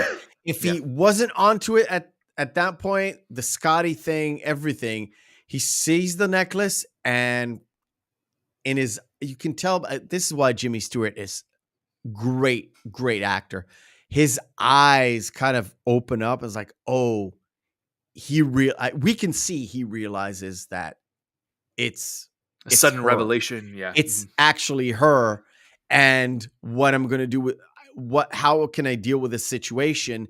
And how he deals with it is actually either the next day, because this is supposed to be going out for a dinner date or something, right? With that dress.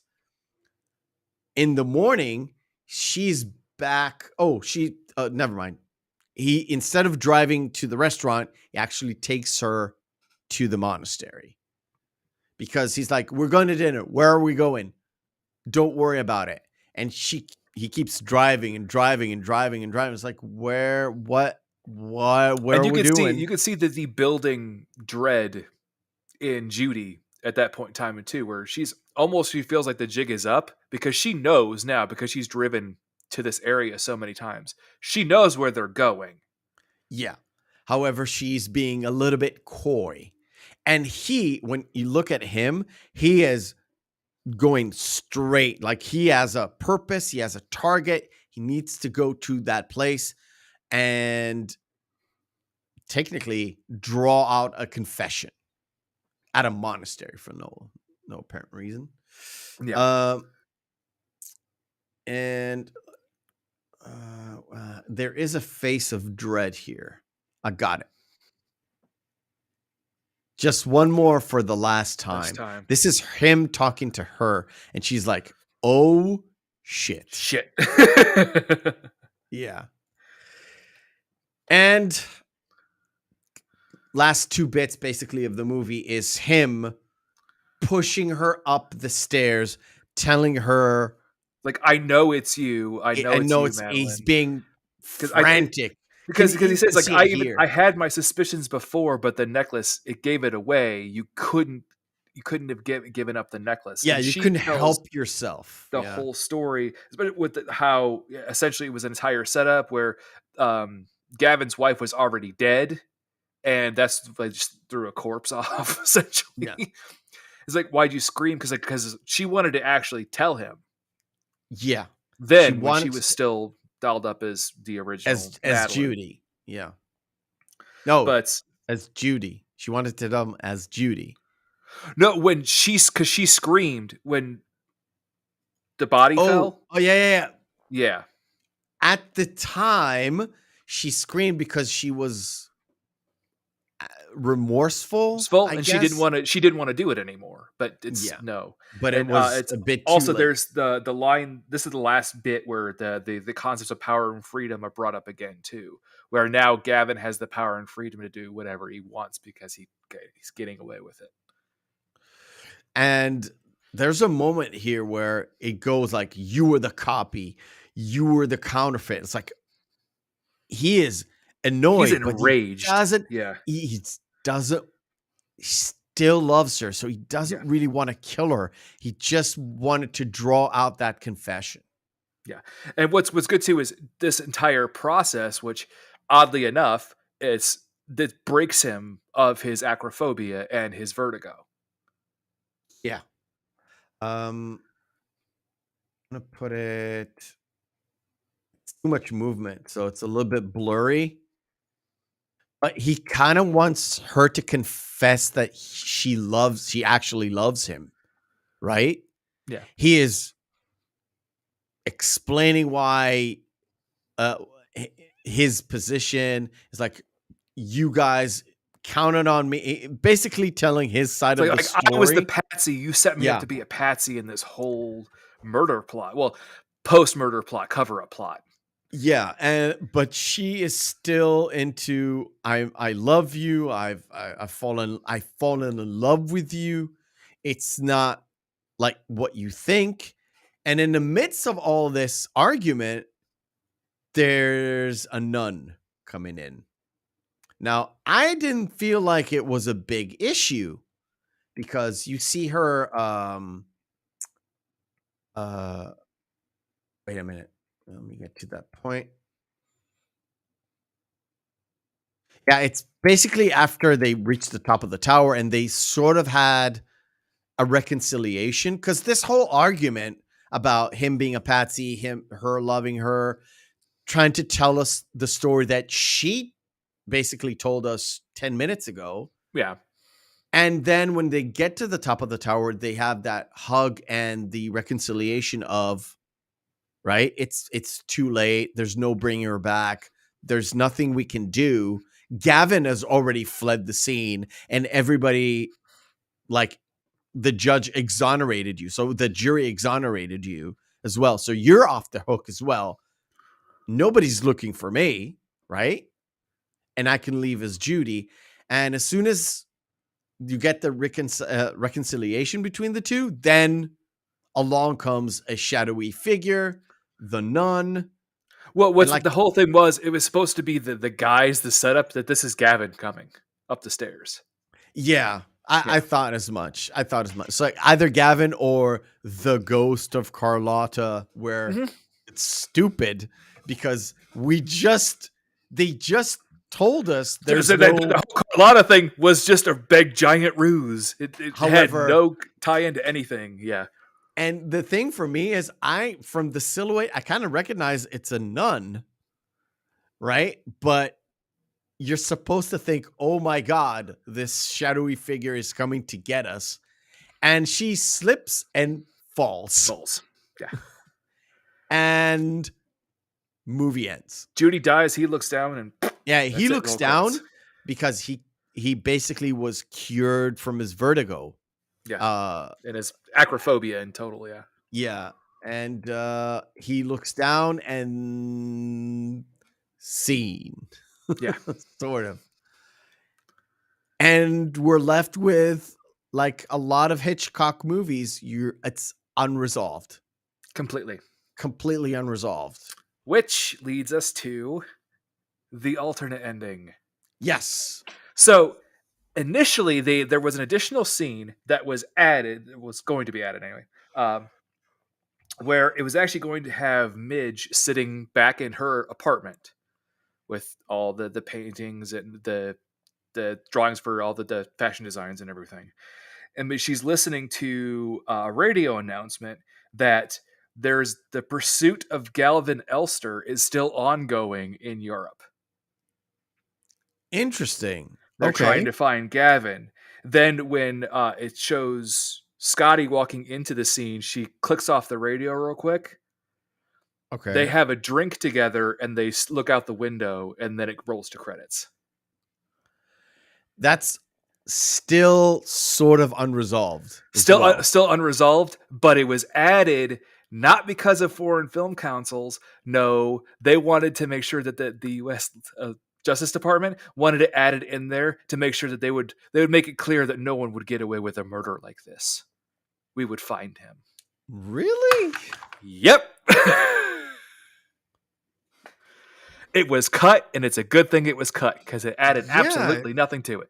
It's just dumb. I suppose it's a line that's basically saying, America, fuck yeah. Yeah, well, technically. But that is it. You know what? I'm really pleasantly surprised because, again, a 50s movie, very, very methodical, very slow, and it draws you in, but it takes a hell of a lot of time doing it. However, when it gets going, which is the last 40 minutes of the movie, it's compelling, it's mysterious, it's weird, it's creepy, it's unsettling. It's Hitchcock. It's Hitchcock. Yeah. It's like, oh, this is why Hitchcock is so great. It's like, I lull you into things. I give you a little bit of mystery, so you're still with me, and then it becomes weird, creepy, all of that stuff. And big thumbs up.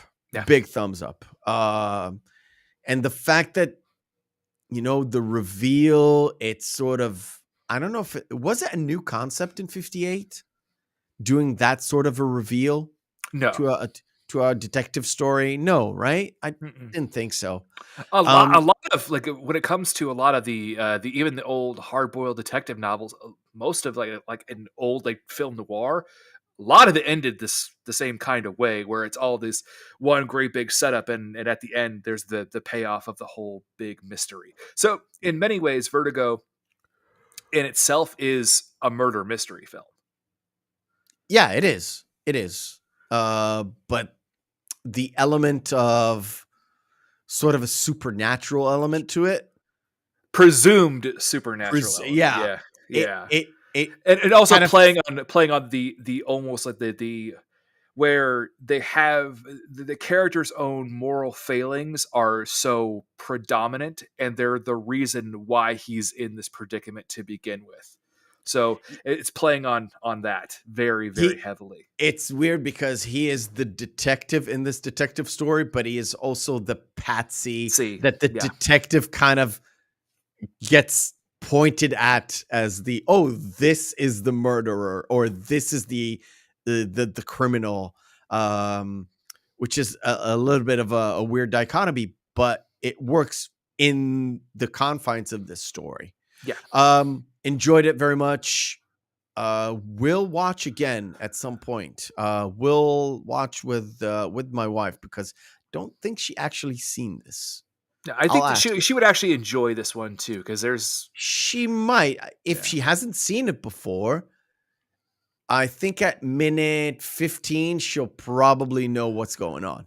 Like, she'll figure out what happened. Yeah, because it's my wife. She actually found if you watch Samaritan with Stallone, she found that out at minute 4.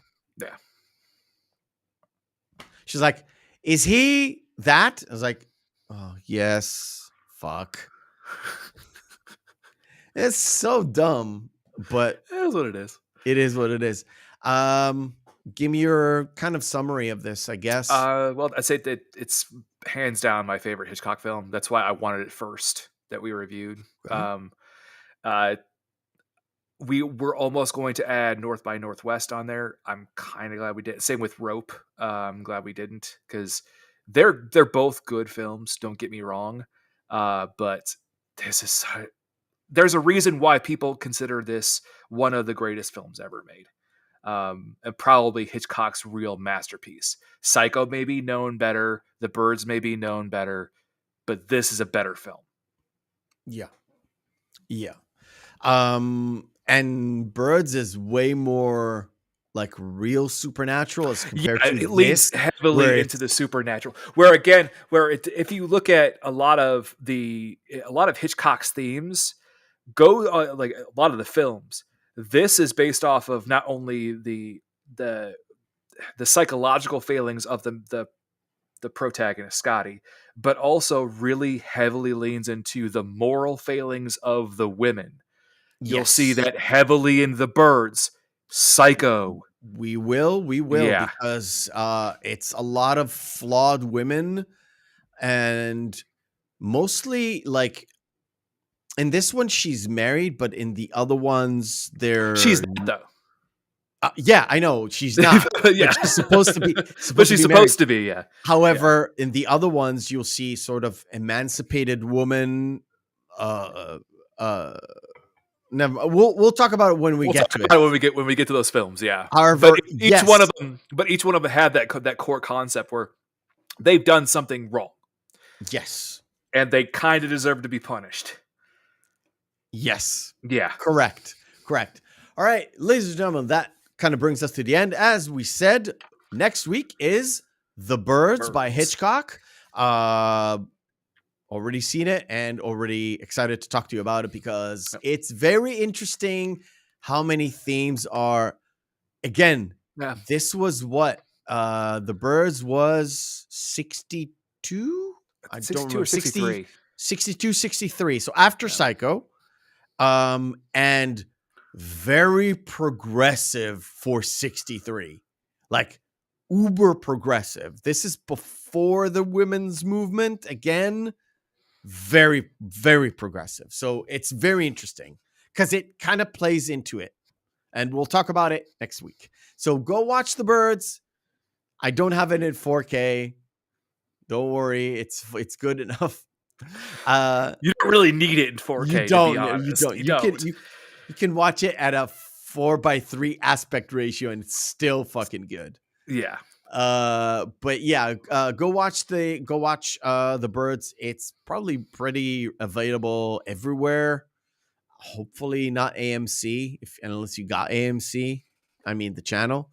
But of course, follow me on Twitter at Meffistoe, and follow me on Instagram at Meffistoe79. Instagram I mostly use for like messenger or DMs and that kind of stuff. And always comment section down below for your comments, and email us at the Reel McCoy podcast at gmail.com for all your suggestions, offerings, all that good stuff.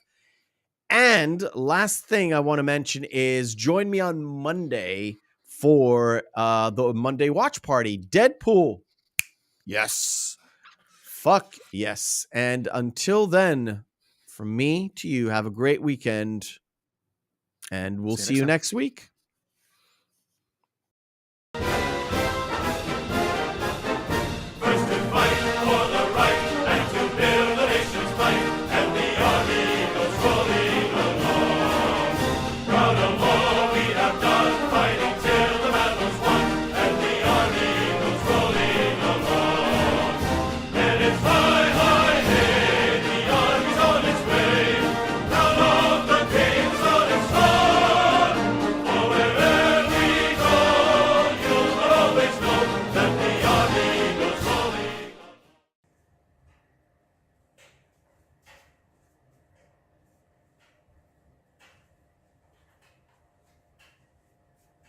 You're still here? It's over.